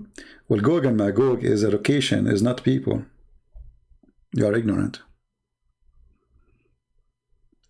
That's why we say Muhammad is a thief. He steals things and he adds some spices to it. Go, here we go. I challenge for you. Show me where the story of Gog and Magog in the Bible is speaking about people who hide behind the mountain. And then you will see that you are silly.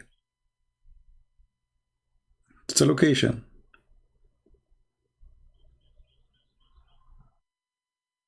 Idiots. Any Muhammadan? Let us call this guy, see if it's going to work.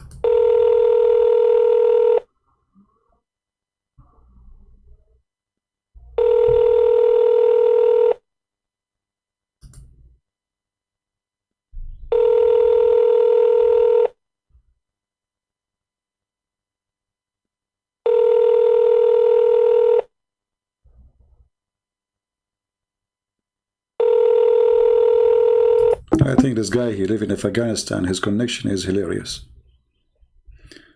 Do we have any Muslim would like to take the opportunity to get me busted? We have 1,400 people watching. Who want to do it?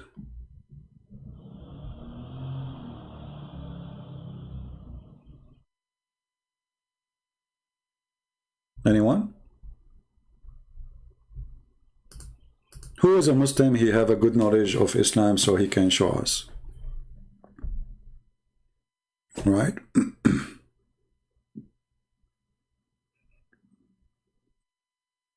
Yeah, we know what John's saying, Zara. You are silly. Yeah, say like your ex-god.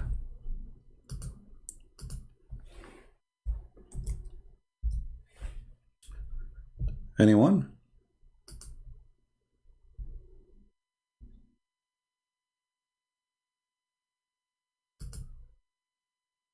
Mayday, Mayday. Any Muslim?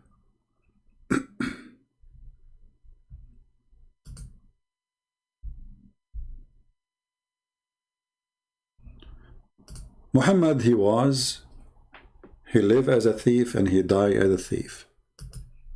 He collect from the Jewish tons of stories.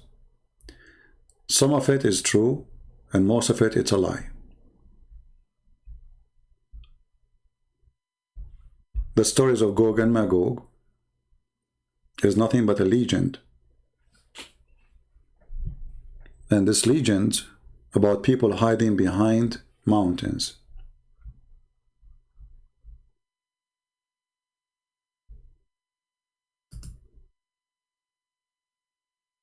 And there's Alexander the Great is the one who they ask him to hide them or to keep them behind the mountains.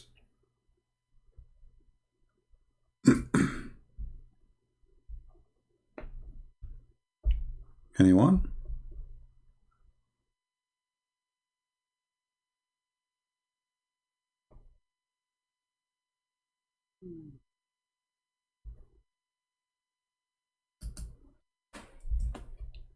Zero? We have zero?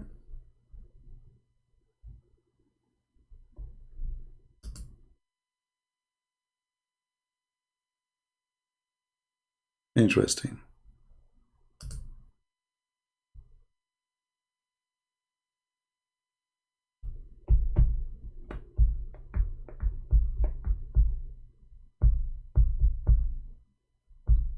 And you know, I find it very funny when an idiot, he go to website and they copy paste. They don't even know what they are copying. They don't even open the verses they are talking about.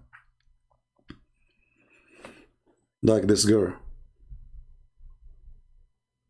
Did you even read those verses you are quoting for me? You are saying to me it's speaking about Gog and Magog? I'm sure you did not. You know what are you talking about. Kids. Silly. Do we have anyone who have the courage and the knowledge to call us?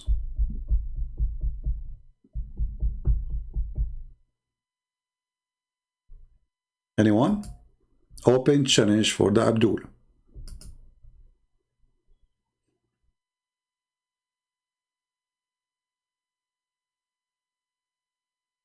Open challenge.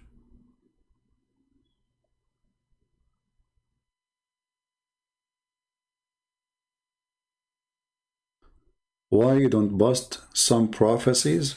What do you mean some prophecies? We bust the prophet, and then by busting the prophet Muhammad, we are busting all his prophecy. Correct?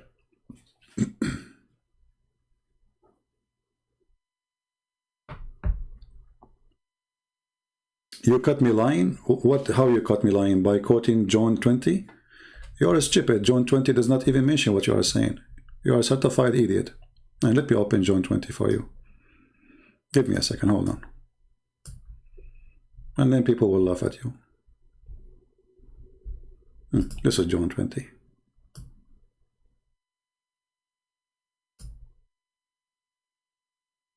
You said from 7 to 10, right? Here we go. This is from 7 to 10.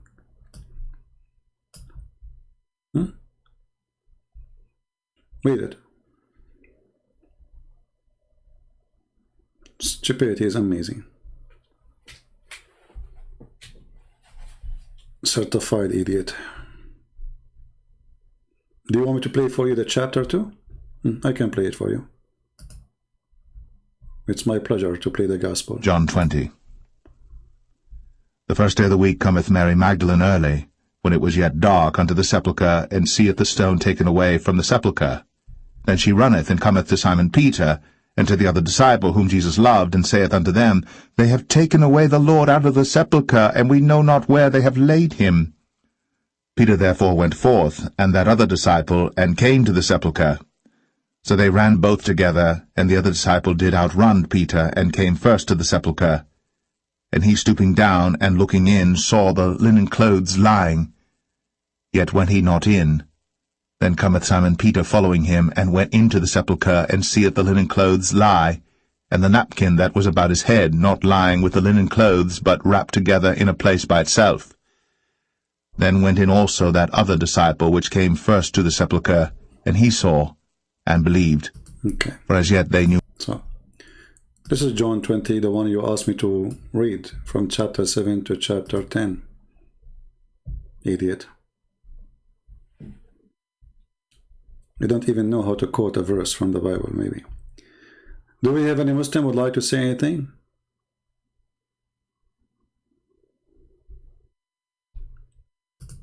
Any beautiful, brave thoughts about Islam?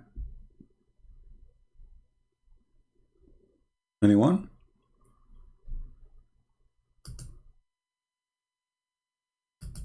Followers of the prophet of Gog and Magog behind two mountains? A guy whose name is Zulqarnain, the guy with the two horns. Even the name is weird.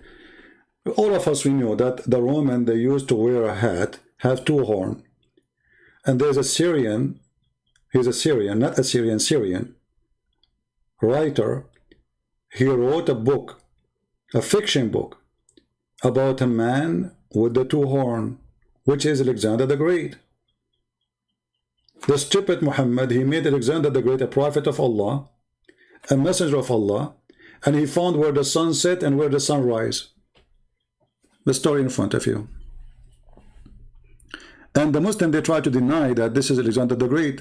Even in their interpretation, it says he is the one who built Alexandria.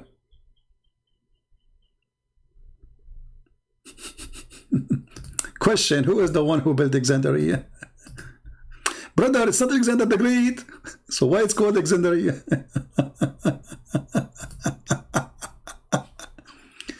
And in case you do not know, yeah, I wanted to make a short video. In case you do not know, Alexander the Great, he was a homosexual, a bisexual, which means he sleep with boys, he sleep with women. And then suddenly he became a messenger of Allah. The story in front of you.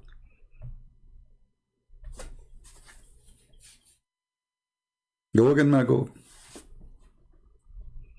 He found where the sun set. And when the Muslim, they say, no, brother, this is how he thought, brother. He thought, like when you go to the ocean, brother, it says that, like, you know, don't you see the sun go in the water, brother? The one who's talking is Allah. And he did not say he thought. He says, wajadaha, he found it. He found it. Allah is talking, not him. Allah reporting what he found. So he found it sitting in a spring, not an ocean. So why you are putting the word ocean? He found it sitting in a spring, of a hot spring. This is again coming from the legends, that the sun take its heat, because a human being, he saw like there's some places whereas there is volcano water, boiling water, where the sun disappear and come second day, like at night, go cold. And then in the morning, come back with the heat. It must be she is taking a shower. Just to show you something before we finish for today. Man, yeah, supposedly. My back hurt from sitting. Okay, let me show you something here.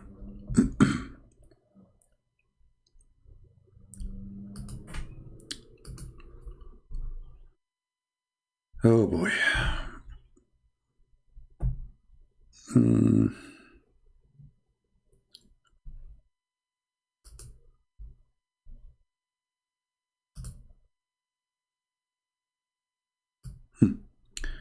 This is the chapter of Al-Qalam. The chapter of what? Of Al-Qalam, mean the pen. All right. Let us read together the Islamic Religion Discovery Channel.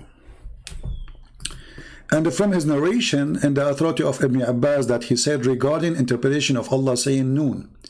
Noon, he says, Allah swear by Noon, which is the whale that carried the earth in its back, while in water,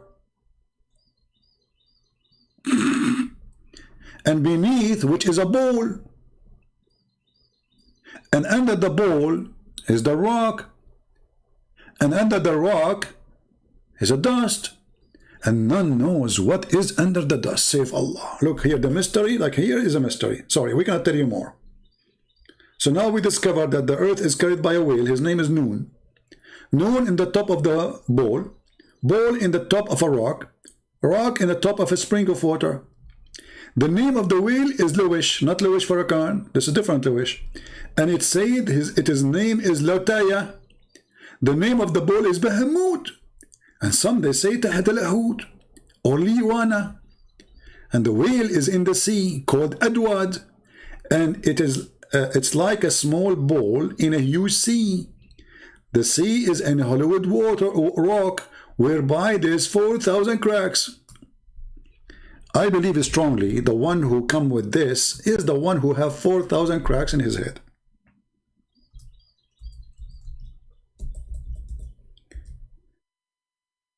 If you go and search right now in Google, you will find that many before they used to believe that ball is carrying the earth. And even they believe the reason we have earthquake because the ball is getting tired and he move the earth from one horn to the other.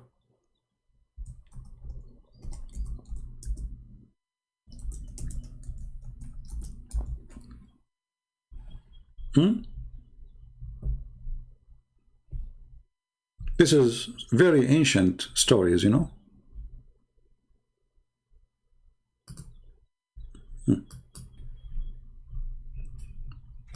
And even the Muslims, they have a drawing for this. Look at this.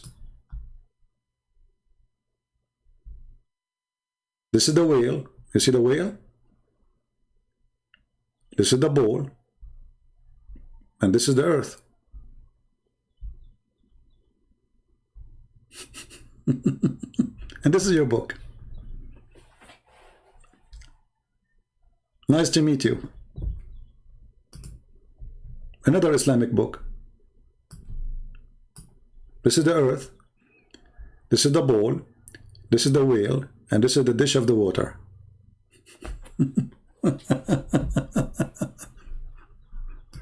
What we can say more? Do you want more? Huh? Okay. Yeah. And then they make 1,000 videos, million videos about scientific miracles at the Qur'an, brother. Yeah, the Qur'an is full of scientific. Come on. I know. Christine, you cannot call me, sorry. I take calls only from Muslims, not from Christians. Only Muslims. All right? So I'm truly convinced now that the Quran is a book of science and Muslims, they knew what they are talking about. And I invite you all to believe, otherwise Bahamut. Even Allah have a dog, Muhammad, he said.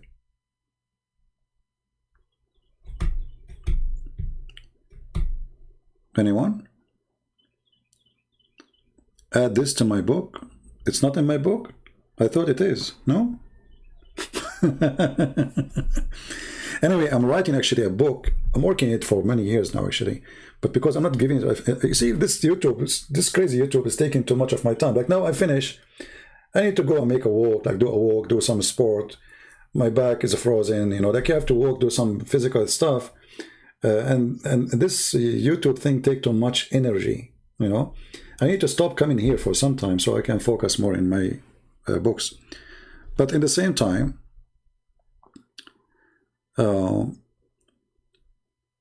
I know that people, they need me here. And I feel guilty if I don't come. Otherwise, I just told you I'm not going to make a long video. I just said yesterday, today I said I will not make it long. When I started, right? I will not make it long. And here we go. But because I have too much passionate to serve and to help, you know, I find myself drowned into staying longer. More questions come, more questions come.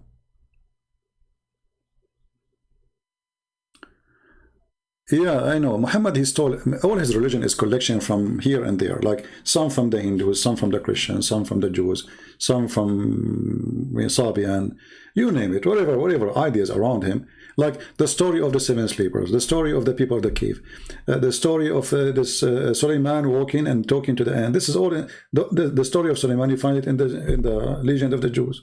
Go download the book. It's called Legend of the Jews. Solomon, he died standing. Okay, Solomon died standing how? Why Solomon he died standing? Because Allah, he don't want the genie to notice that he is dead, brother. Can't Allah delay his death? And brother, how the genies did not notice that he is dead, brother? Brother. He died holding a stick, brother. So now if I hold a stick and I die, I will be standing even if I die?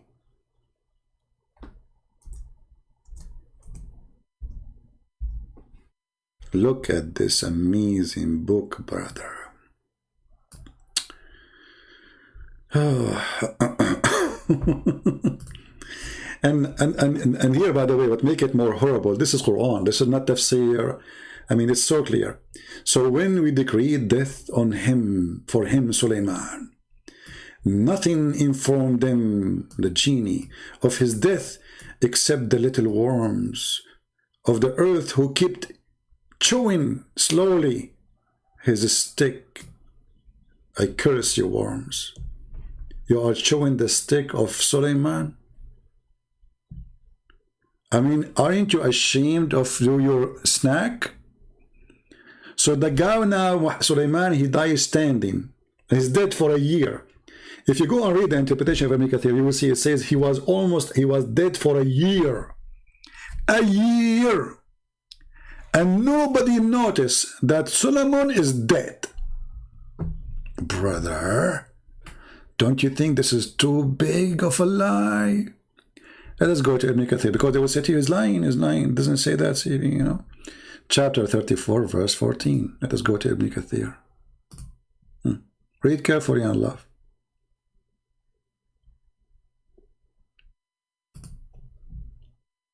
Don't mention names of kids in my channel.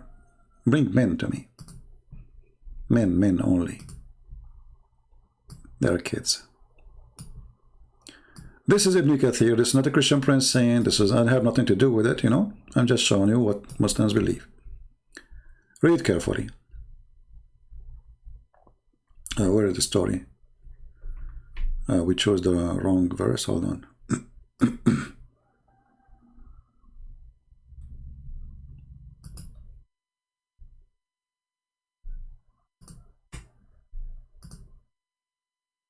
Too many pages open in my let me close some. Okay, so chapter 34, verse number 14.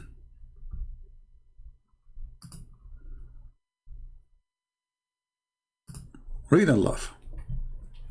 Again, this is not Christian Prince, this is Ibn Kathir. They're big potato, big fat liar.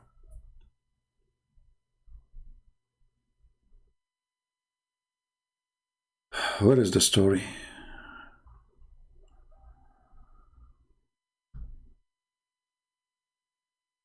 Like what? Hold on. I don't want to hurt your eyes.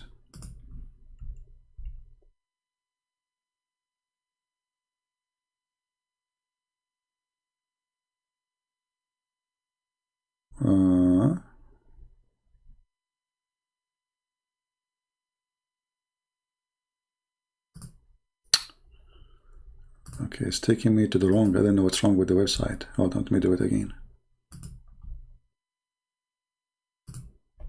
Okay, let us see now. All right, finally, now we got it correctly. Okay, read carefully, guys.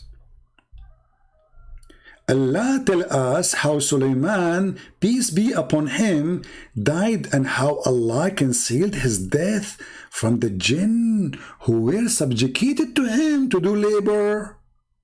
The genie, brother, they work for Sulaiman. Yes, they built for him. What? Anyone remember what they built for him?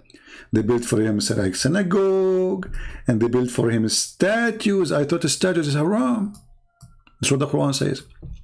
He reminded leaning on his stick, which was his staff. And Ibn Abbas, may Allah pleased with him, and Mujahid and Al-Hassan and Qatada and others said, he stayed like that for a long time, nearly a year. Are you there, Muslims?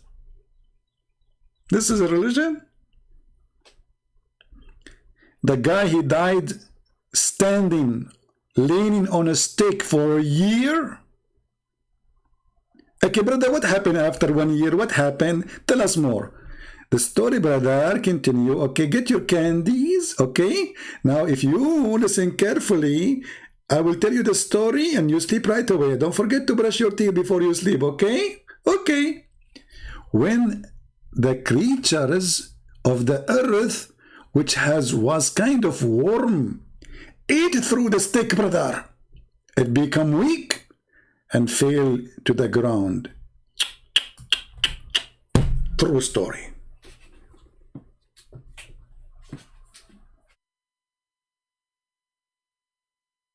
I know many people, they die holding a stick. I'm going to open my chat and I will die right now holding a stick, and you people, you think I am here for the community. I will open your camera too, and nobody will notice I'm dead. Nobody. I mean, the guy is dead for a year, standing on a stick. Like what?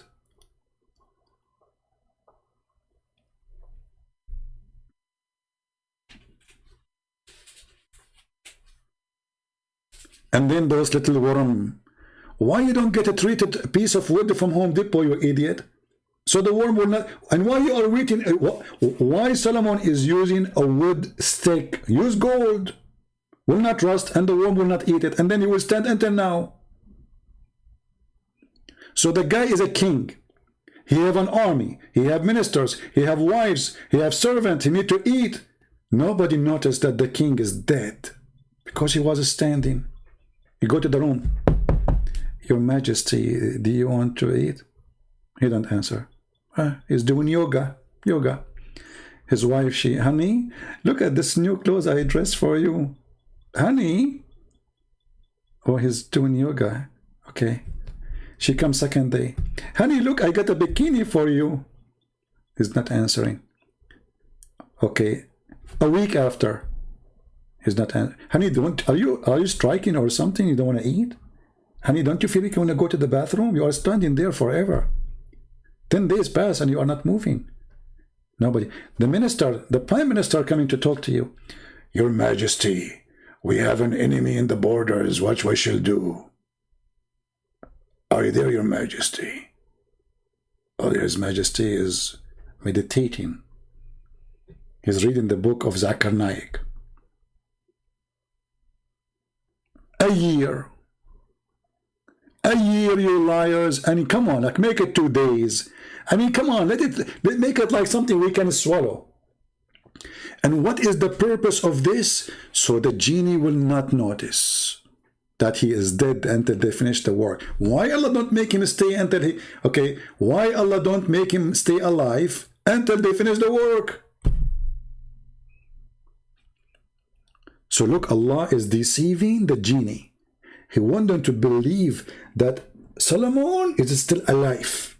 And now Allah is in trouble. Okay, Sulaiman, he died. What I will do now? He put his hand between his back. He bent over Allah. And then he go backward, forward, backward, forward, backward.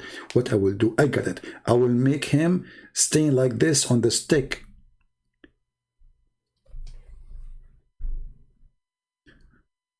Uh,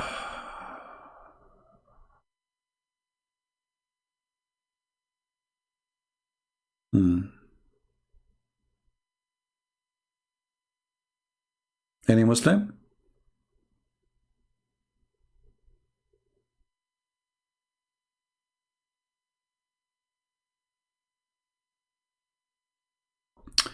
Oreen Hashim.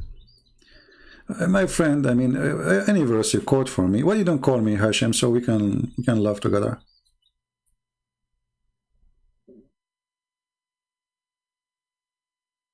Right? Why you don't call me so we can laugh?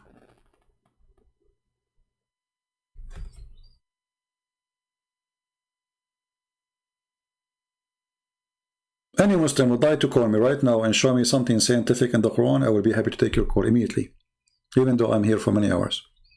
Who want to do that?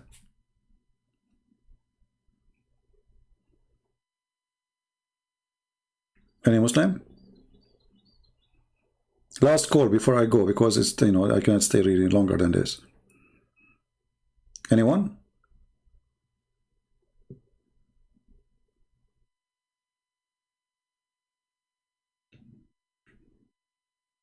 Somebody said that he tried to find me in Patreon, and there's many Christian prince. That's not true, my friend. There's only one Christian prince in Patreon. And anyway, the link is there, even in the first message you see when you join.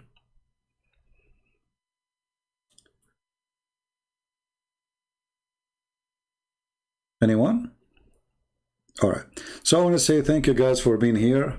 I hope that the Muslims, they see that you Muslims do not know what you worship, who is your God. You have nothing but a bunch of fiction stories is put together, and they are not like they are not even in harmony together. They are a collection of silly stuff. If you read any chapter in the Quran, you will find that there is no connection between those stories. I mean, what this is about? Genie in the bottle. The Ring of Solomon. Do you know the story of the Ring of Solomon? I don't want to, if I start talking about it, I will stay until tomorrow. But just to make it simple, according to Muslims, when Sulaiman, he went to the bathroom, he gave his wife Jarada, which means lactose, he gave her his ring because it's haram to take the ring of Allah to the bathroom. Well, come on, you cannot take the ring of Allah to the bathroom, poo-poo, no way. So he gave her he gave the ring to Jarada. Then Shaitan, brother, he came and he made himself look like Solomon. Jarada, she said, what? I thought you were in the bathroom. You're done. He said, give me my ring. She gave him the ring, the foolish woman.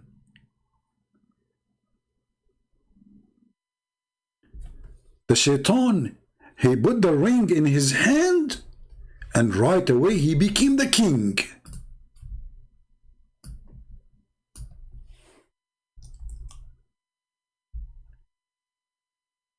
And the poor Suleiman, nobody believed that he is the king because you don't have the ring.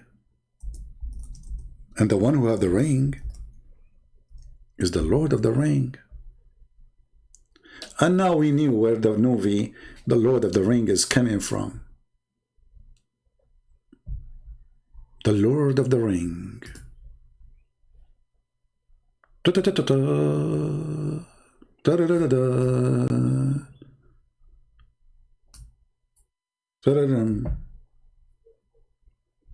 True story of a prophet of Allah. And then, brother, after Suleiman, he was kicked from the palace and Shaitan became the king because he got the ring. He started having sex with the wives of Suleiman. And brother, Shaitan is so good in boom boom. The women, they noticed that their husband is not like before. He never had enough of boom boom. So they went to the elders and they told them, the King Solomon is act weird. He's so good in bed. And this is how they decide that this is cannot be the true Solomon from his penis, brother. See, this is what happens if you have an extra powerful penis. I mean, this guy, he looked like Solomon. He had the ring of Solomon, but his penis, brother, doesn't act like Solomon. So they got him busted. They call the soldiers. The penis of Solomon is not the same as the penis of Solomon. We got him busted. It's so powerful. There's no way that this is the Prophet Solomon. Solomon, he heard, sorry, the fake Solomon Shaitan, he heard that they got him busted. So he decided to run away. And he threw the ring in the ocean. And then, brother, look Allah how he function. Allah, alhamdulillah. Solomon, he was working as a putter next to the sea. He saw a guy who bought some fish. He told him, let me carry it for you, because now Solomon, the real Solomon, became homeless. So, you know, the king came from the king. He's not a king no more. Poor guy. The guy, he said to him, what I will pay you for carrying my fish? He said, give me one fish. I will carry the fish for you to the house. The guy, he agreed. They went all the way there. And then, brother, when Solomon, he opened the fish, he found his ring. And he became again the king. Hey Muslims, who is the one who wanna say to me I'm lying? I can show you the whole story with pages and reference. Islam is absolutely true religion. Otherwise, how come the one who made the Lord of the Ring movie is copying Prophet Muhammad? Can you explain that to me? For sure, we cannot.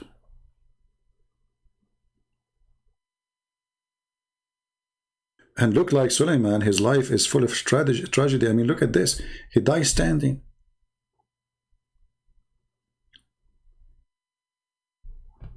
I want to die eating cake. Can I do that, Allah? Or baklava? Brother, there's no way that there's any other true God beside Allah. So the coward, the idiot Muhammad, he hears stories from the Jews. They tell it to their children. The guy, he put it in the Quran, as you see. He heard the Jews saying that. Where Muhammad he got the story from? All of us, we knew this is a fiction. You can find it in the Legend of the Jews. And then he made a Quran. Isn't it obvious?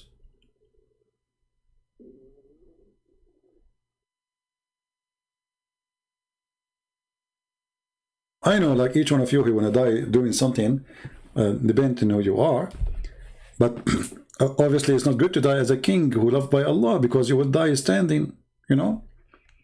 And the genies are making statues for, I thought statues is haram, adultery. Adultery, brother. Is it Prophet Muhammad who destroyed the idols? So how Allah he ordered Suleiman to build a synagogue with the statues? Now, I have a challenge, is not to go live on air tomorrow. Guys, do you think I can make this challenge to myself to resist the temptation? The problem is the Muslim, they made comments, and those comments, they kill me. Like, I cannot go, like, I want to go talk about it, you know, like, I'm not, maybe I should not, I would try my best not to read those comments. It's hard, really hard. It is really hard. So I'm going to fight it, you know. Everybody get tempted by something. I get tempted by, you know. Oh boy. Anyway, and by the way, I just order, in case you do not know, I order a stick from Amazon.com.Allah, and I order a stick made from aluminium, because I don't want to die, and then those stupid worms eat my steak, and then Muslim, they knew I am dead a year ago, and like they will find out that I am alive, but I'm dead. I'm not going to let that happen to me. I learned the lesson from Solomon. I will go live holding the stick all the time, made from aluminium. I die standing. And I will be standing forever. And nobody will notice. Nobody. You will not smell or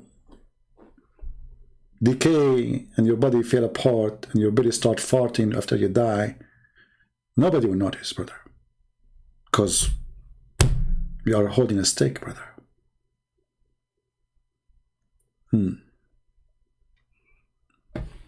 That's true. It makes sense. If you are not convinced until now, and by the way, this is Ibn Kathir, the interpretation of Ibn Kathir. So if Muslim, they want to say he's lying, this is not true. This is the Quran. Even the Quran say that clearly. I mean, we do not need, you know. Read it.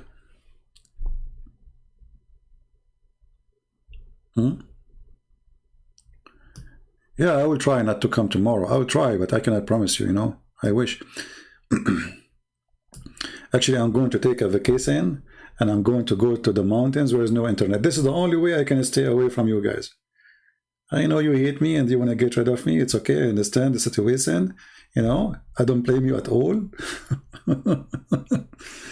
So I'm going to take, I will go to the mountains and stay there for maybe a few weeks. Can you make a program about Brunei Sharia law? I mean, Brunei Sharia law, I mean, what Sharia law? This guy, all his kingdom is based on the British and the American. And then he have Sharia law. How that work? Isn't the Quran says, take not Christians and Jews as a friends? This guy is a fraud. He used Islam to control his people, so he can steal the money. My friend, Islam is the best way to control. So how a king can control, you see, in the old days, false kings, they used to use a Christianity too, to do the same thing. Faithy kings, they used to use God of the Bible to control people. And they use their faithy priest. This has always happened in history. Controlling the crowd is an art of deception. So if we need to use God, use God. God save the queen. That's it. Even if the queen is corrupt and scam, and that's it. The priest says, God save the queen. You know, they will quote for you a verse from the Bible says that God is the one who chose the kings. My friend, hold on. John the Baptist, he paid his life against a king. So they don't want you to read that verse that you can oppose a king if he is a bad person. They want to quote for you a verse where it says, obey your king. They want to quote for you that Jesus says, give to what Caesar to Caesar and what to God to God. But they will not quote for you what John the Baptist did. Because they want you to obey.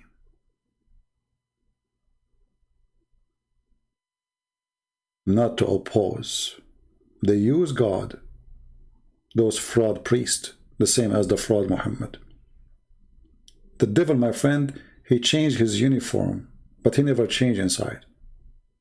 This is why the Lord, he warned us, he says, be aware of false teachers and false prophets who come to you in the clothes of a sheep, but they are wolves. They are wolves.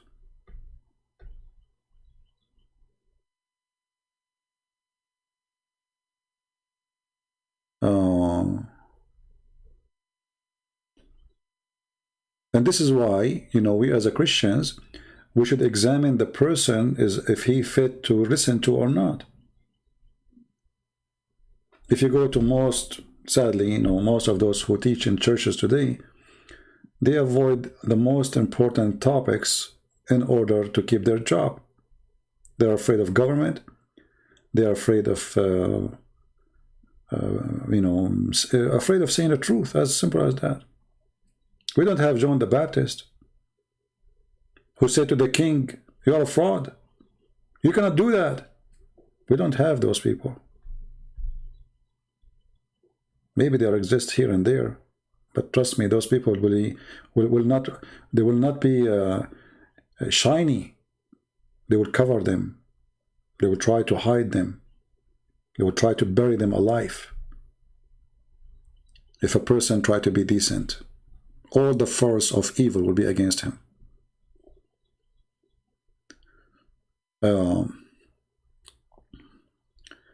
So this is why the Lord, he says, from their fruits you shall know them. And this is how you know if a priest, he is a priest of the Lord, or he is a priest of the devil. And there's many of them are the priests of the devil, sadly. So I want to say thank you guys for being here. May the Lord bless you. I don't know if I will come tomorrow again or not, but if I come, sorry for you. And what I can do, you know. Love you all, and I'm really grateful for having every and single one of you, and I appreciate those who download my videos.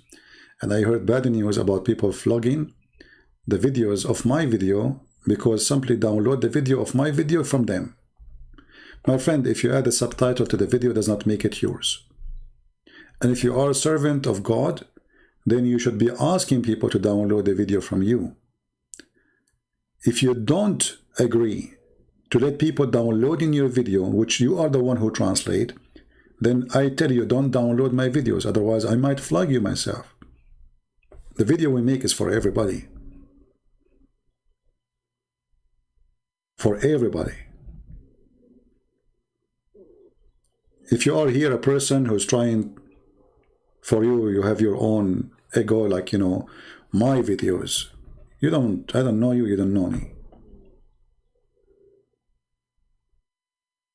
This is my work, and I am giving it for free. I'm giving my books for free. Who are you to flag people for my video? Who are you?